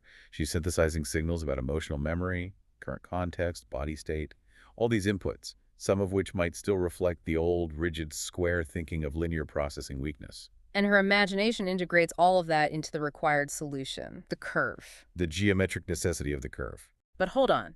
If Dimion is all about dynamic input and flexible imagination, what stops her from just, spinning off into fantasy? If the inputs are totally adaptable, what keeps the solution grounded? What makes it actually work? And that brings us right back to the partnership, the synergy, the hieros gamos, the sacred marriage we mentioned earlier. The connection between Tom and Dimion. It's absolutely critical. Dimion's dynamic, imaginative process can't just run wild. It has to constantly refer back to the fixed center. So her movement, her synthesis. It must curve back precisely to Tom's strong center, the axon hillock. The imagination has to connect back to integrity. Exactly. That reciprocal action, that feedback loop between the dynamic synthesis dimian dendrites and the fixed decision point to Nex and Hillock, that's what forms the perfect circle. That's what ensures the wheel rolls smoothly. No wobble. No wobble. Because the curve generated by imagination has been validated against the fixed point of integrity. The linear processing weakness is resolved because the solution fits the structural requirements. So Dimian provides the creative solution, the curve. And Tom provides the structural anchor, the axle, that confirms the curve is coherent and functional. Wow. So without Tom, Dimian's imagination might just create noise or more rigidity even. Could be. It lacks the grounding reference. And without Dimian, Tom's integrity just keeps enforcing the old pattern, stuck with the square pawn. precisely, he has nothing new or adaptive to integrate.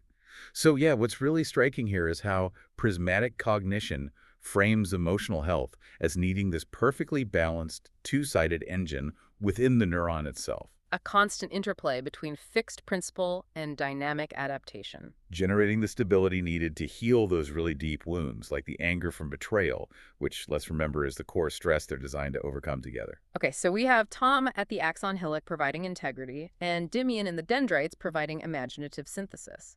They work together to build the round tire, achieving structural fit. The core architects, the decision makers and builders. But the sources say they can't maintain this alone. Even this perfect internal duo needs help, especially with the emotional side of things. They need a support team. That's right. The framework really emphasizes this idea of complementary support, Hyros Gamos, extending beyond just Tom and Dimian. The neuron handles the core job decision and input. The axon hillock and dendrites. Right. But maintaining the success of that structural fit, especially locking in the emotional change, that requires help from outside the neuron itself, non-neuronal support. And this is where the other cells come in, the ones described as the pit crew. Exactly. Specifically the astrocytes. The Lego model calls them the friendly pit crew for Tom and Dimian. Astrocytes. Okay, we need to spend some real time on these because their role seems absolutely crucial for the healing part to stick. It's about emotional memory, right? It is. And we really need to update our thinking about astrocytes.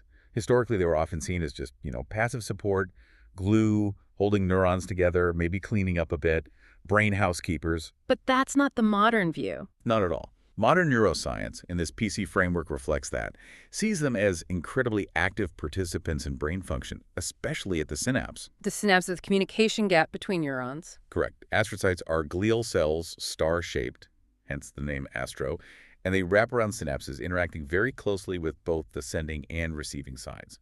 They're deeply involved. Okay, so how does that involvement translate into supporting emotional memory? Specifically, how do they help heal that anger rooted in betrayal? Well, think about the initial trauma. The betrayal, the square piece, the wobbly stress, that memory gets logged in, right? Yeah. Often involving areas like the amygdala. It creates a persistent negative emotional response, constantly reminding the system of the failure, the square pawn. So the bad memory is strong. Very strong. And astrocytes are known to be involved in consolidating memories, especially emotionally charged ones. They actively modulate synaptic plasticity. That's the ability of synapses to strengthen or weaken over time, which is the basis of learning and memory. So if astrocytes help cement the traumatic memory, then their role in healing must be to help consolidate the new memory. The memory of success, the memory of the round tire working. Ah, okay. That makes sense. The memory of the good feeling. Exactly. That's the pivotal insight here. The original stress caused bad, wobbly feelings. So the astrocyte's job as the pit crew is to help the individual remember and hold on to the good, calm feeling that comes when Tom and Dimian finally succeed, when they achieve that structural fit. That state the framework calls. Tranquility and serenity. Tranquility and serenity. So the astrocytes preserve the memory of that feeling. They're the support structure that keeps that positive emotional memory alive and accessible, even when the old traumatic memory tries to resurface. They reinforce the new, smooth, successful operational state. How do they do that? How does the pit crew actually achieve this reinforcement? On a cellular level, they do things like regulate neurotransmitter levels around the synapse, clean up excess ions like potassium that could affect signaling. They basically help maintain an optimal environment for the synapses associated with the tranquility and serenity pathway to function efficiently and strongly. So they're like tuning up the connections that carry the good feeling. That's a great way to put it. By strengthening those success synapses, they help prevent the whole system, the Tom, Dimian, Hyros, Gamos union, from just automatically defaulting back to the old, painful memory pathway of the square pawn. They aren't passive bystanders. They are actively managing the synaptic environment to make sure the structural fix feels good and stays stable. Wow, that really changes how you think about healing, doesn't it? It's not just about stopping the bad feeling. It's about actively building and then neurologically maintaining the memory of the good feeling. And having a specialized support system dedicated to that maintenance. It suggests that if the astrocytes aren't doing their job properly, the healing might not last. The system could just relapse into the old trauma response. That seems to be exactly the implication. Healing something like betrayal needs a stable, repeatable, positive emotional baseline. If the astrocytes, the pit crew, don't keep those tranquility synapses well maintained and strong, The old negative memory pathway, which is probably very well established. they'll likely just take over again. Astrocytes act like the essential guardrails, ensuring that the achieved emotional coherence is sustained over time. Okay, so Tom and Dimian build the structure. Astrocytes maintain the feeling associated with it. What's the final step? Is there like a confirmation? There is. The system needs a final sign-off, a confirmation that the job is truly done and the new structure works. A neurological pat on the back? Sort of. Once Tom and Dimian build the tire perfectly and the astrocytes secure the memory of that calm, tranquil feeling, another part of the brain steps in. Who's that? The decision detective, OFC. That's the orbitofrontal cortex. Ah, the OFC. Known for evaluating rewards, integrating emotions into decisions. Exactly. The decision detective provides the format reward. Format reward. What does that mean? Is it just feeling good? It's more specific than just a general pleasure hit like dopamine. This reward confirms that the structural work, the perfect round tire, the TCM state isn't just a temporary fix, but it's the new, successful operational format for the whole system. So the OFC checks if the output is actually stable and good. It verifies that the synthesis, Dimian's curve, anchored by the principle, Tom's integrity, actually results in the desired emotional outcome, the astrocyte's tranquility.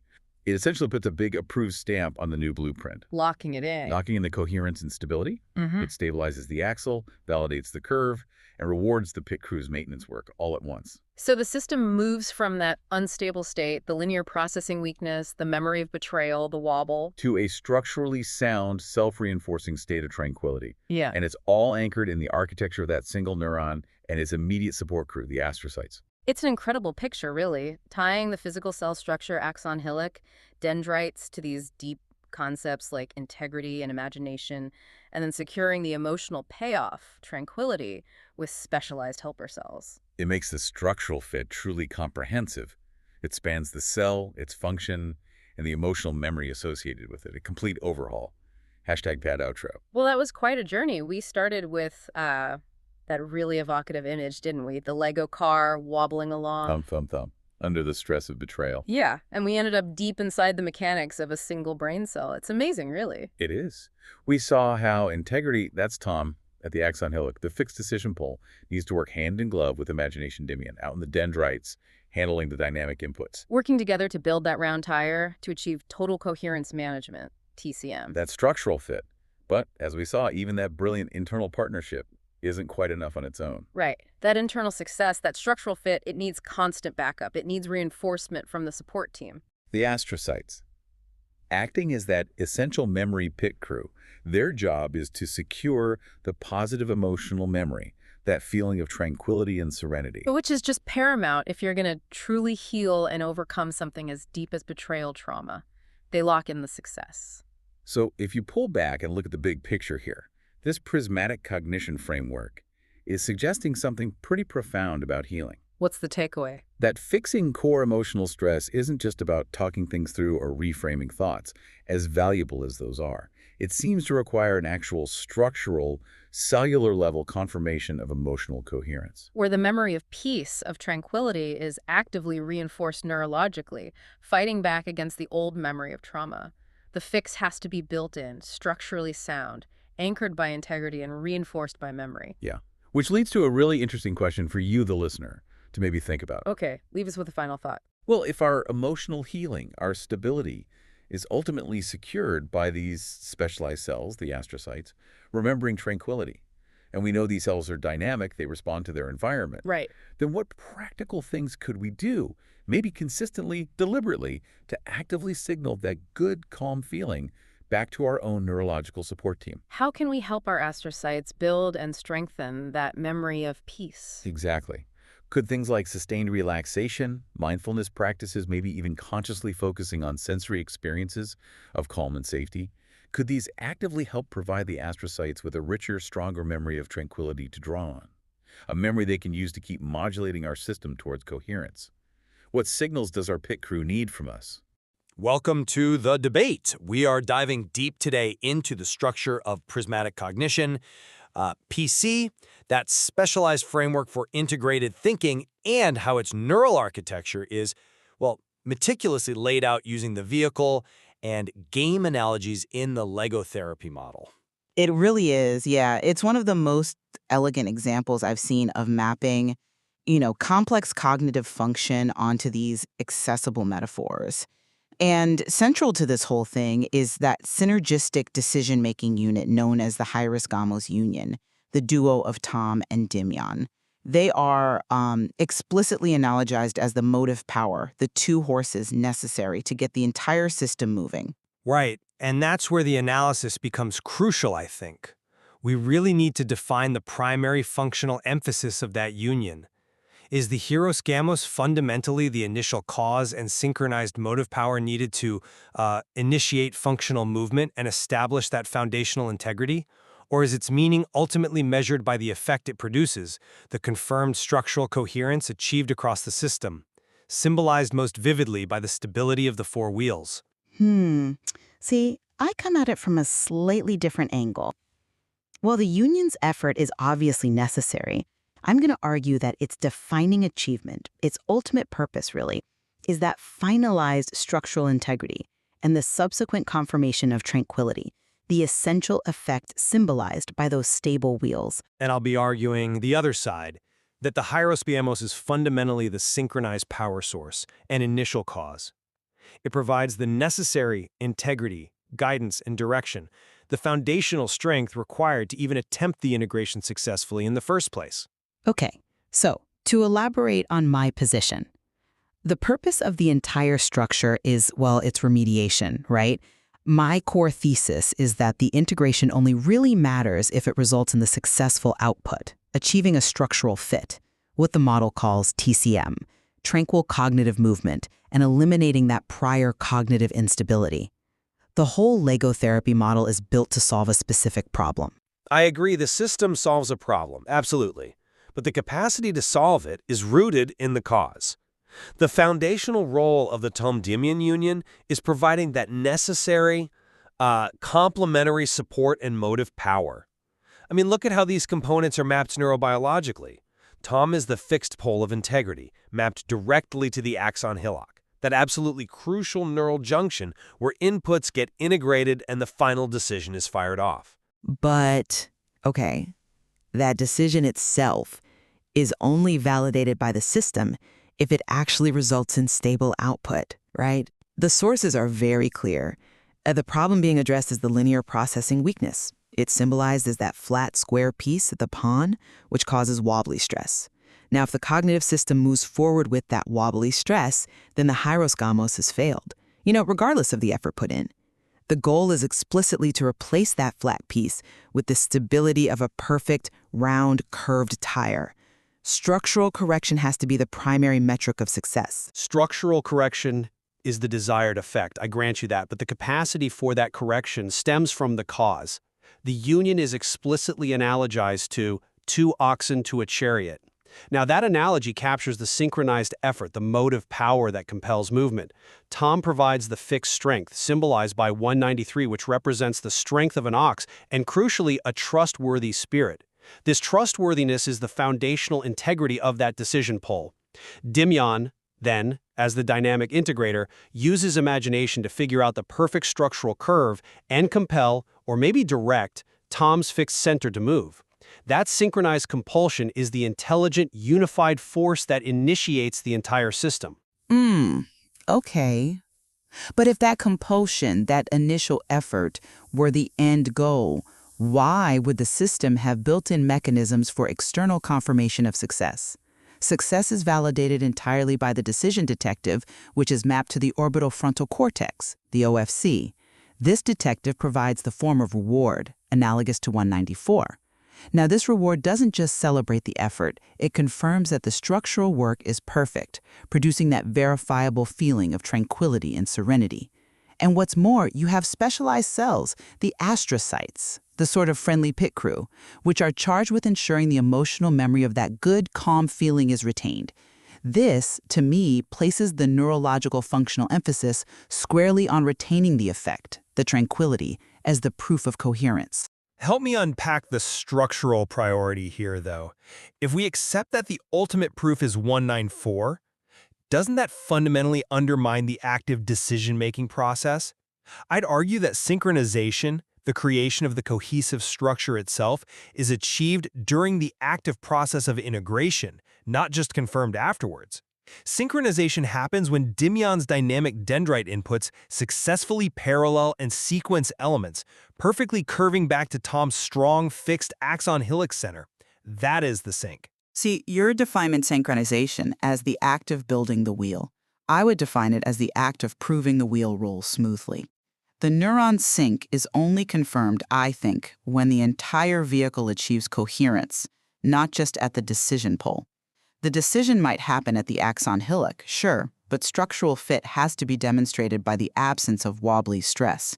And that requires the stability of the complete vehicle, the four wheels rolling smoothly together. But waiting for the four wheels to roll smoothly means prioritizing validation over creation, doesn't it? The necessity for Dimion's curve to return to Tom's center, like completing a perfect circle, is the physical neurological mechanism of integration and structural creation. The unified decision reached at the axon hillock is the moment the two horses become one motive force, successfully forging that structural element. The structural coherence, the TCM, is the output of the synchronization, not the definition of it. The TCM is the only measure that ultimately matters, because the system's justification rests on healing.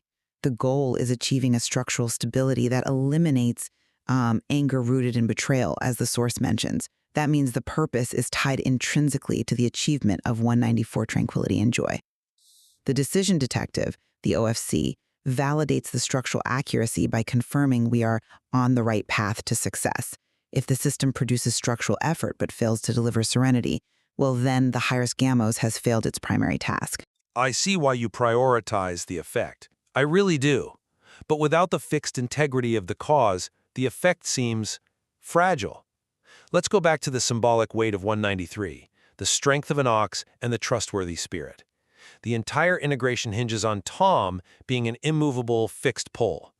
Without that foundational integrity and trustworthiness established by Tom, the central axle, the resulting structure would lack the necessary guidance to prevent collapse. Or maybe lack the psychological trust required to even attempt the emotional curve and integration Dimion has to perform. The cause enables the effect. That's a compelling point, positioning 19.3 as the prerequisite for capacity. However, the capacity is only realized or maybe validated when the outcome confirms stability. Think about the memory retained by the astrocytes. It's specifically the feeling of 194. If the system were primarily defined by the integrity of the cause, 193, why wouldn't the astrocytes focus on retaining the memory of the sheer effort or the integrity of the fixed center, rather than the feeling of confirmed tranquility? The retention of 194 dictates the system's ongoing behavior and confirms the successful structural change has actually happened. Because the integrity of 193 is the immutable fixed pole. It's the grounding mechanism that allows the positive feeling to be trusted and retained. It's the axle holding everything steady. If we look at the core Lego therapy analogy again, we have to stress the actors in the action. Tom is the strong central axle, the king, and Dimion is the queen who uses imagination to figure out the curve. They are the core decision-making duo, the two complementary forces, the two horses. The core function is the building and the driving. They have to be strong and synchronized before any stability, the four wheels, can be measured or, frankly, trusted. But the Lego analogy specifically focuses on the structure being fixed. The goal is explicitly framed as replacing the flat square piece, that linear processing weakness, with the round curved tire that fits perfectly. Therefore, the definition of success has to be the successful structural stability, the complete four wheels, and the absence of the initial wobbly stress. The entire objective of the Heroes Gamos integration is the structural fit, TCM, confirming the vehicle is functional. The success of the motive power, the two horses, is entirely confirmed by the achieved stability, the four wheels. Okay, but how do you reconcile the fact that novel problem solving seems to rely so heavily on the synchronized, coordinated effort of Tom and Demyan before the structural fit is achieved? Doesn't that suggest that during periods of, say, new challenge or system growth, the cause, the motive power, and inherent integrity takes functional precedence? It guides the search for the correct structure. The cause is the dynamic direction in that sense. That does introduce a crucial nuance, the potential shift in priority between novelty and maintenance. However, even in novel problem solving, isn't the system fundamentally organized around avoiding the effect of wobbly stress? If the integrity, 193, guides the process, the stability, 194, defines the end state and provides the crucial feedback loop. Therefore, I'd argue the functional priority must ultimately rest on the structural outcome, because the system's long-term health is validated by its ability to maintain that coherence and tranquility, not merely by the strength of its initial effort. At the end of the day, the Heroes Gamos has to deliver the vehicle ready for the road. So to just quickly synthesize my position, the Heroes Gamos is fundamentally the synchronized engine of decision-making. It represents the two horses that provide the inherent foundational integrity, the 193, necessary to begin, guide, and maintain functional movement. That integral fixed strength is the necessary cause that dictates the system's capacity. And I maintain that the proof and the purpose of that integration is the confirmed structural coherence, the stability of the four wheels, and the sustained emotional reward of tranquility, the 194. This confirmation validates that the system is functioning perfectly, without the inhibition of stress, defining the entire architecture by its successful, structurally coherent effect. Well, this discussion really captures the beauty of the prismatic cognition framework, I think. It uses these layered analogies, the two complementary forces of power and the resulting structural stability, to communicate what is essentially a single, unified cognitive process. Indeed. And determining whether the primary functional emphasis lies on the initial cause of the Heroes-Gamos union or the confirmed effect of structural coherence reminds us that in these kinds of specialized cognitive models, prerequisites and outcomes are often seamlessly linked. It compels us to appreciate the sophisticated complexity inherent in defining functional success. Welcome back to the Deep Dive. Today we're jumping into something pretty surprising. Maybe even foundational. Absolutely. It's this idea that, the nitty-gritty structural needs of a neuron, making a decision like having a fixed point, needing a dynamic curve, that these things could actually line up perfectly with ancient cross-cultural symbols. Yeah, specifically the numbers 193 and 194. It's a fascinating link. Right. So we're digging into the prismatic cognition framework, PC, and its neural integration process. The sources call it HPTFI. Hierarchical Processing Template Functional Integration. That's the one. And the claim isn't just, that these ideas exist side by side. No, it's stronger than that. Much stronger. It's that these ancient symbols actually validate the internal brain architecture described in PC. That digging into these symbols makes the whole argument, well, a lot more solid, significantly more coherent and robust, as the source puts it. Okay, so that's our mission today. Yep. Sounds complex, but let's break it down. We need to get the nuts and bolts of this cognitive unit, why it's built the way it is. Yep. And then we dive into the symbolism of 193 and 194, see how they mirror that internal setup. And the payoff. The payoff is showing how this whole picture, this synthesis, can actually be explained really effectively to anyone, whether you're talking neural architecture or, just fixing a wobbly Lego car with a kid. That's the beauty of it, right? The universality. If the rules for making something structurally sound are the same, whether it's a thought in your head or an ancient symbol, then it points to something fundamental. exactly. It suggests our deepest thinking processes might be built on these universal principles that transcend, just biology or just spirituality. They're intertwined. Okay, let's unpack this then. Let's start with the core builders inside this specialized cognitive unit, the two key players making it all work, Tom and Dimion. All right, straight into the deep end, the foundational cause. This is the core function of the PC framework, and it's linked, analogously at least, to the number 193. And the whole idea of coherence, of stability, seems to ride entirely on how these two components work together. This duo, the sources call it the Heros-Gamos union. The Heros-Gamos, yes. The sacred marriage.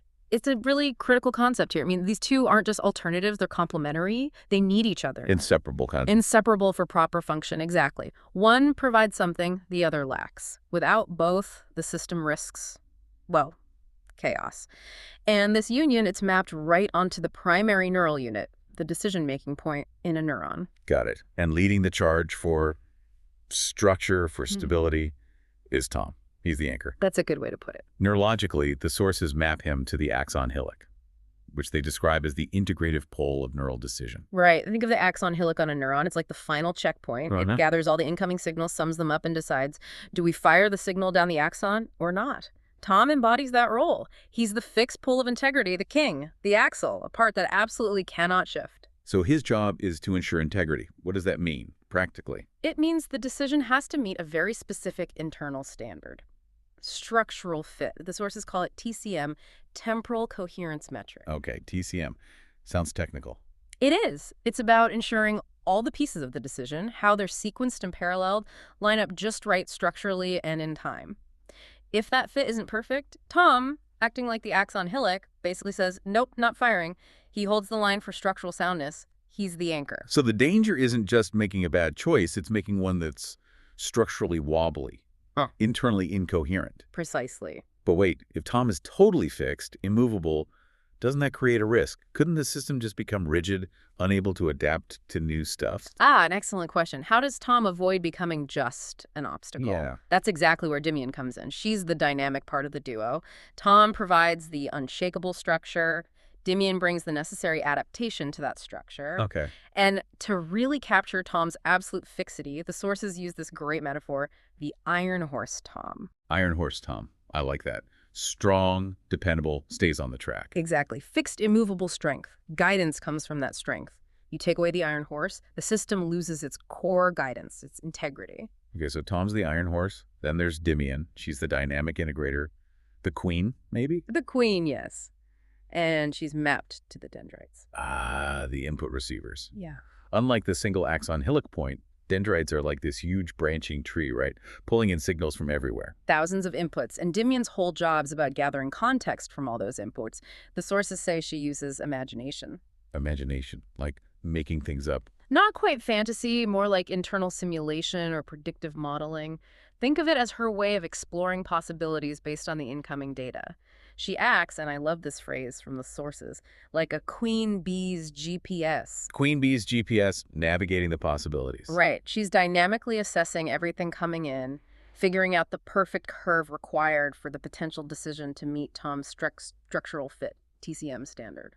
So she finds the specific adaptation needed, and her metaphor is the earth horse Dimion. Yes, reflecting that grounded, dynamic nature. She's drawing from the earth of incoming data, constantly adapting, figuring out that well-rounded input that Tom's fixed structure demands. Okay, so we have the fixed iron horse Tom and the dynamic earth horse Dimion. Now, how do they actually work together? What's the critical step? The core requirement for this HPTFI process is their synchronization, the successful integration of the Heros-Gamos.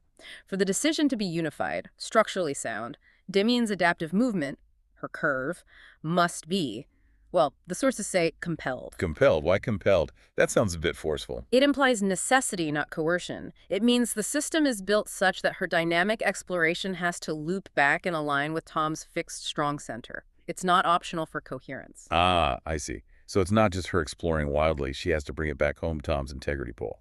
Exactly, because that compulsion, that return, is what guarantees they form a perfect circuit, a structural whole.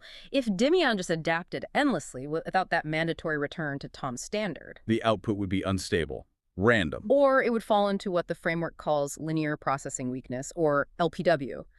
This successful curve back, though, it creates a seamless loop, a perfect circle. It ensures the wheel of the decision, so to speak, rolls smoothly. And avoiding the LPW avoids the internal chaos, the wobbly stress. That's the failure state, the wobbly stress. The sources use the metaphor of a flat, square piece, or sometimes the pawn. Like trying to use a square block as a wheel. Precisely. It can't roll smoothly. It creates that jarring thump, thump, thump.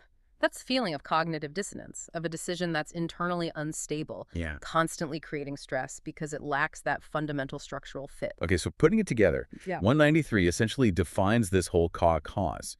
It's the need for this fixed anchor, Tom, compelling the dynamic adaptation of Dimion back to that single point of integrity. Yes, all to achieve structural coherence and avoid that awful wobbly stress. If this structural work, this Heros-Gamos integration fails, the decision itself is inherently untrustworthy from the inside out. Okay, now this is where it gets really interesting for me. We've got this very specific, almost biomechanical process, the fixed pole, the dynamic curve back, the need for integrity. Now we ask, does this highly specific internal requirement show up externally? In, like, universal truths humans have recognized for ages. Does the symbolic meaning of 193 actually mirror Tom's job description? And this is where, as you said, the hypothesis gets its punch. The source material argues, yes, absolutely. 193 symbolically is positioned as the very root of integrity, the guidance needed for that foundational structural fit. It's not just a coincidence. The argument is it's not. It suggests ancient cultures tapped into these same fundamental requirements for guided strength and stability. It reinforces the whole model. Okay, let's look at the examples. First up, Hebrew roots. The sources connect 193 to the strength of an ox. Right. And on the surface, okay, ox means strong. But think about how an ox is strong. Steady. Pulling power. Exactly. Disciplined guiding strength, the kind you need to plow a straight furrow consistently. It's not just raw power, it's directed power. So that maps directly onto Tom's role. Perfectly. Tom as the strong central axle, the fixed pole of integrity. The neural decision unit needs that ox-like strength, fixed, reliable, foundational to guide the process accurately. To keep it straight, prevent the wobble of LPW. The insight is that foundational strength is guidance. That clicks.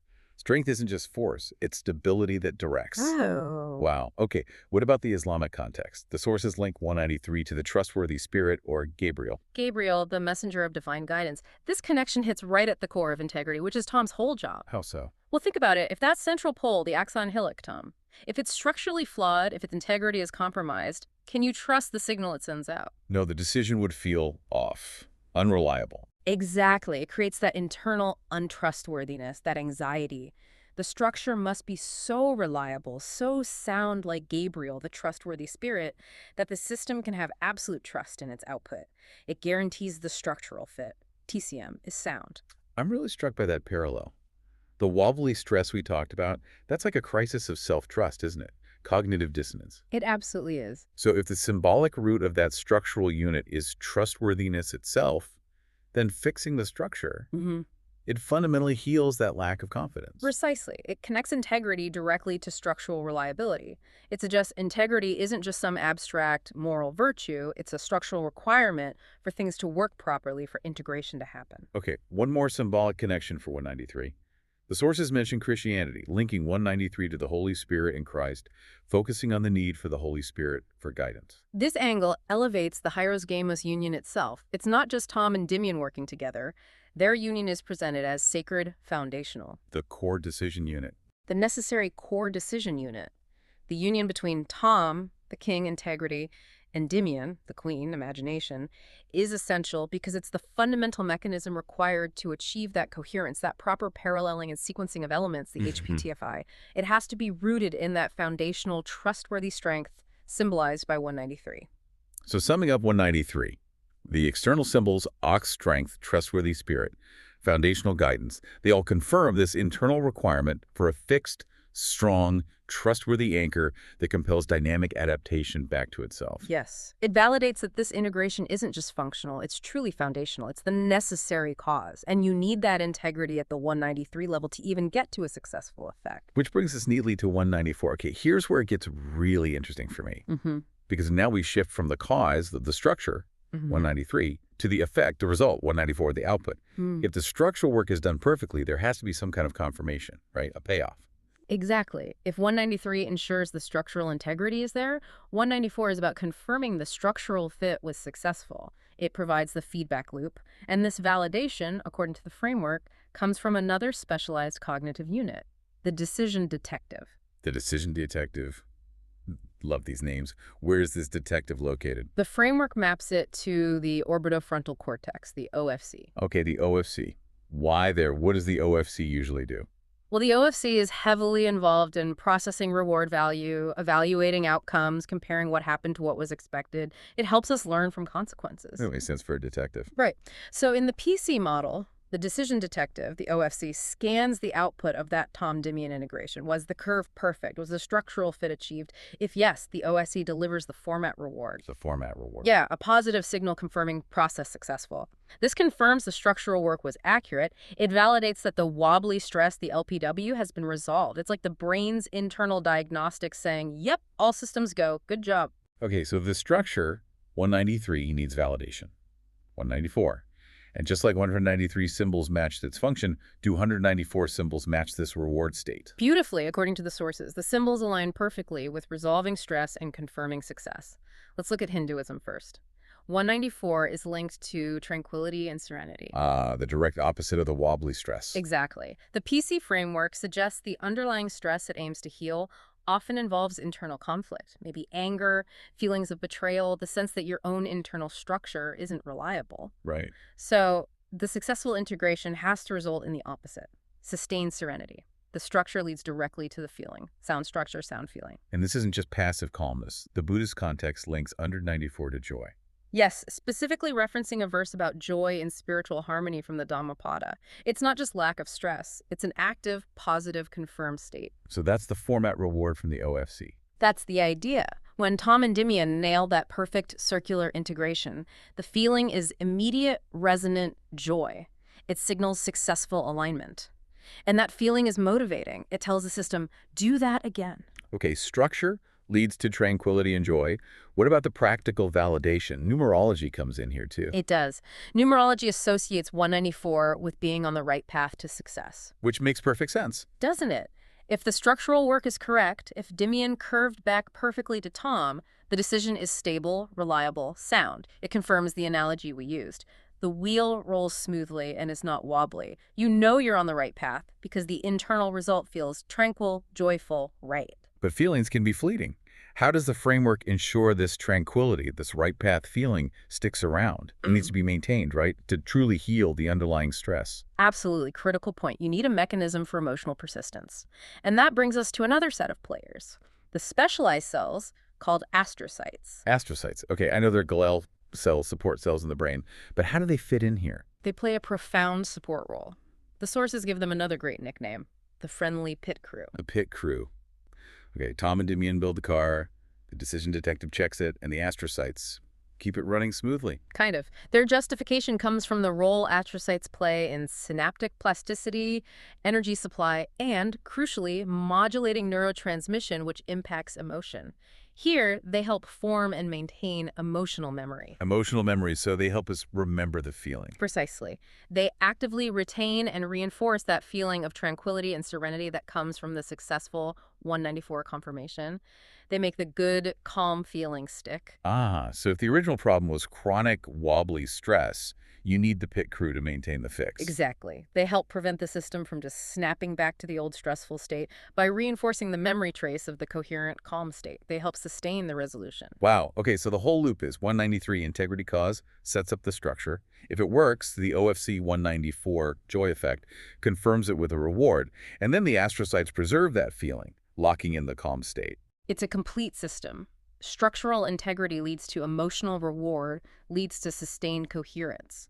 And it's validated at each step by these deep symbolic meanings. That coherence, that internal consistency is pretty powerful. It really is. And as the source material points out, this very coherence is what makes it possible to explain this whole complex idea in remarkably different ways. Right, that's kind of the ultimate test, isn't it?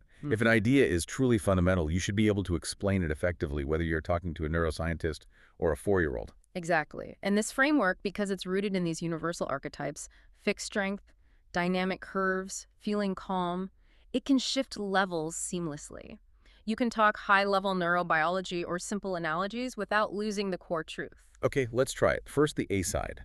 Explaining this to a 4-year-old. The sources suggest using a Lego therapy model. Yeah, perfect for kids. You focus on fixing a Lego car. Man, the problem. The car has that thump, thump, thump feeling. It's got wobbly stress because maybe one of its wheels is a flat, square piece, the pawn metaphor. It can't roll right. Okay, so step 1, identify the wobble.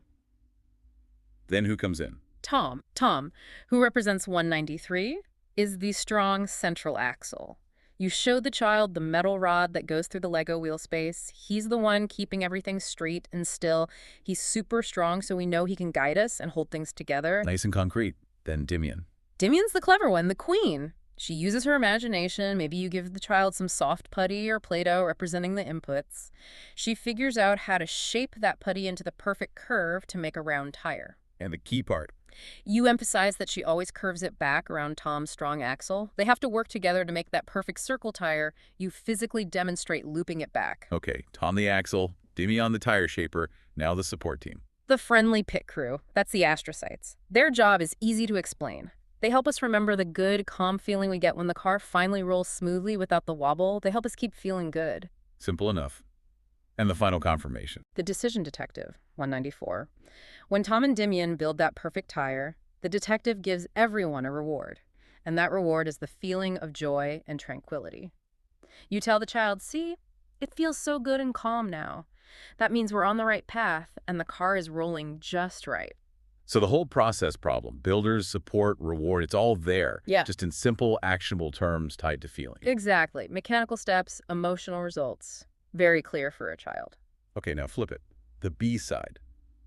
Explaining this to the parents or someone who wants the technical detail. Right. Same core structure, different language. We use the formal prismatic cognition PC terms and bring in the neural and symbolic layers for validation. So you'd start with the foundation. Yes. You'd explain that the child's success or anyone's cognitive coherence relies on integrating this primary neural unit, the hieros-gamos union of Tom and Dimion. You explicitly mention the HPTFI process. And map it neurally. Correct. You state clearly. The integrative pole, 193, representing the cause, is mapped to the axon hillock, Tom, and the dendrite. Yeah. And here's where you bring in the symbols for depth. Precisely.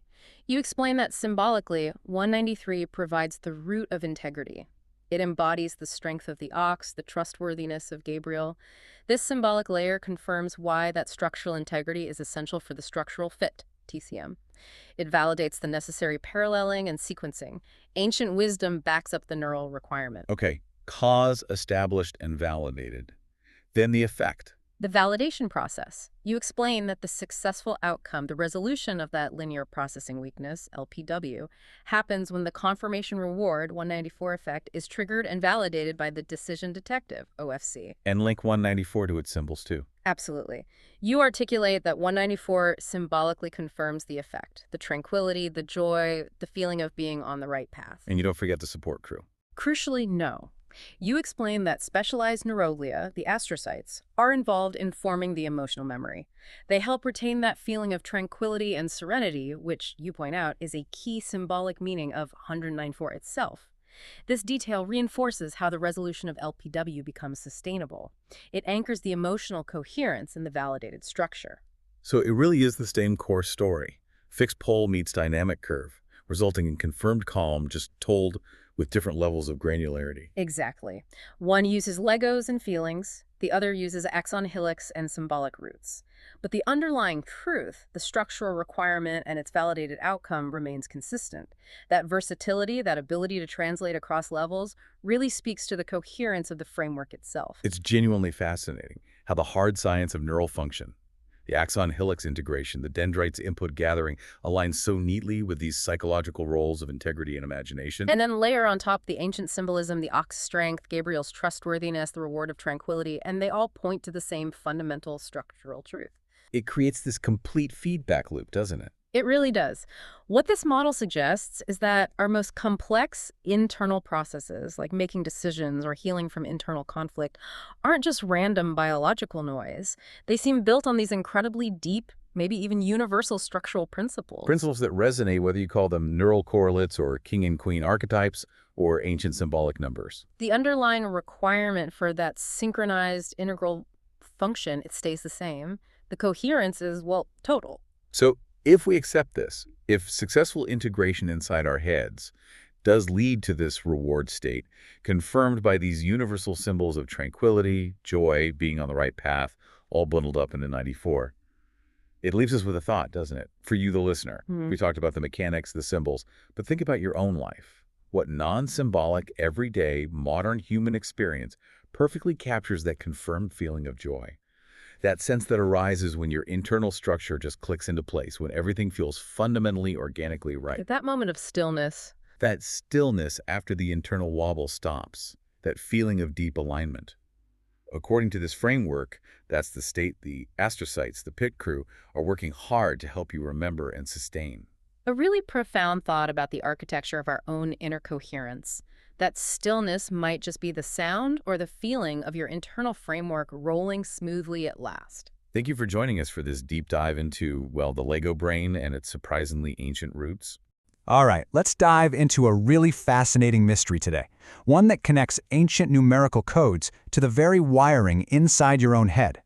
We're going to explore how two simple numbers might just hold the key to understanding how we can resolve stress and find a bit more mental peace. I know, it sounds a little bit like science fiction, right? But that is the central question we are unpacking in this explainer. You should think of this as a kind of detective story. We're going to follow the clues to see how two numbers, 193 and 194, could actually unlock a powerful way of thinking about mental clarity. But, before we can even get to a solution, we have to really understand the problem. So let's frame it with a really simple analogy. I want you to imagine your mind is trying to fix a wobbly Lego car. That uncomfortable wobble feeling, that's a specific kind of stress that I think we all can relate to. So over on the left, you see our problem. We've got a square piece trying to act like a wheel. You can almost feel it, right? That thump, thump, thump. We're going to call that wobbly stress. And neurologically, it's known as a linear processing weakness. And on the right, that's our goal, a perfect round tire for a nice smooth ride. That state is what's called coherent integration. So who's going to fix this car? Well, let's meet our two builders. They are the core decision-making duo of the mind, Tom and Dimion. These two are the key players responsible for turning that wobbly square into a smooth, perfectly rolling circle. Let's break down what they each do. You've got Tom, who's the king. He's the strong, unmoving central axle. He represents integrity. Then you have Dimion, the queen. She's the clever, imaginative one who figures out the perfect curve for the wheel. Now, for this to work, they have to operate in a perfect partnership. There's actually an ancient term for this, hieros gamos, which literally means a sacred union. And now we get to the really good part, the codes. The first piece of our solution is locked inside the number 193. You can think of this as the code for the foundational cause, the very structure of the solution itself. So, within this cognitive model, the number 193 represents what's called the integrative pole. It stands for the cause and the source of all structural integrity. And what's wild is that in your brain, this maps directly to a real place, the axon hillock. That's the neuron's decision-making hub. This is Tom's domain, where he holds everything steady and strong. And this is where it gets truly fascinating. The ancient symbolic meanings of 193 line up perfectly with its cognitive job. For example, the Hebrew root for the number connects to the strength of an ox. How perfect is that for Tom's role as the strong axle? And in a similar way, Islamic and Christian traditions link it to a trustworthy and Holy Spirit, which really highlights the sacred, guided nature of this core union.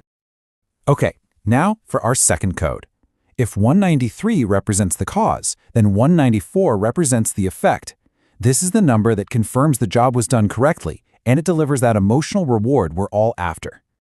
In this framework, 194 is the confirmation reward. It's that feeling of, yes, we did it! It's the emotional payoff, and this feeling is validated by a part of the brain we can playfully call the decision detective.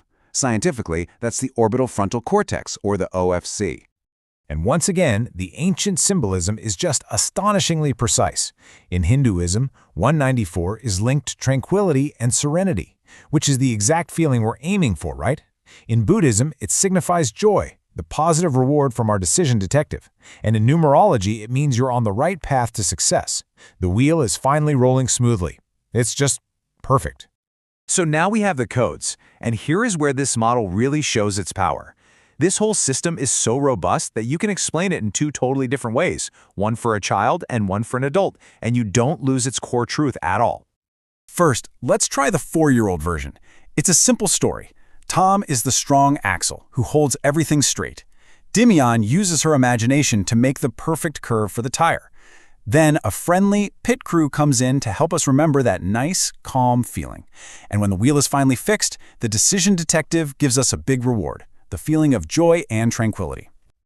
Okay, now for the parents, we can use the more formal language. The whole process is about integrating a neural unit through that gyrus-gamma union. Pole 193 is the cause, which maps to the axon hillock and is rooted in the symbolism of integrity. Pole 194 is the effect, which is validated by the OFC to create an emotional memory of tranquility. The end result? We resolve that wobbly stress and achieve sustainable coherence. So you see what's happening here. The crucial point is this. The underlying structure is so sound, it's so coherent, that it can be communicated as both a simple, actionable story and as a complex, scientifically grounded model. It just plain works on both levels. So what does this all mean? I mean, why does it even matter that these ancient number codes align so perfectly with modern neuroscience? Well, this is where we get to the core takeaway of this whole thing. This quote from the source material really just says it all. The reasoning gains depth because these universal symbolic meanings line up directly with the cognitive functions. It's not just pretty decoration. The ancient wisdom acts as a kind of validation layer, and it makes the entire model more robust and coherent. What we're really seeing here is a bridge being built between two worlds that can often seem totally separate. This shows that ancient wisdom isn't just a collection of old stories. It can actually be a functional blueprint for understanding the complex machinery of our own minds, right here, right now. And that leaves us with one last, pretty provocative thought. If these two numbers align so perfectly with our neural architecture, what other ancient wisdom is just sitting out there, waiting to validate and deepen our understanding of the world? It's definitely something to think about. Thanks for exploring this with me.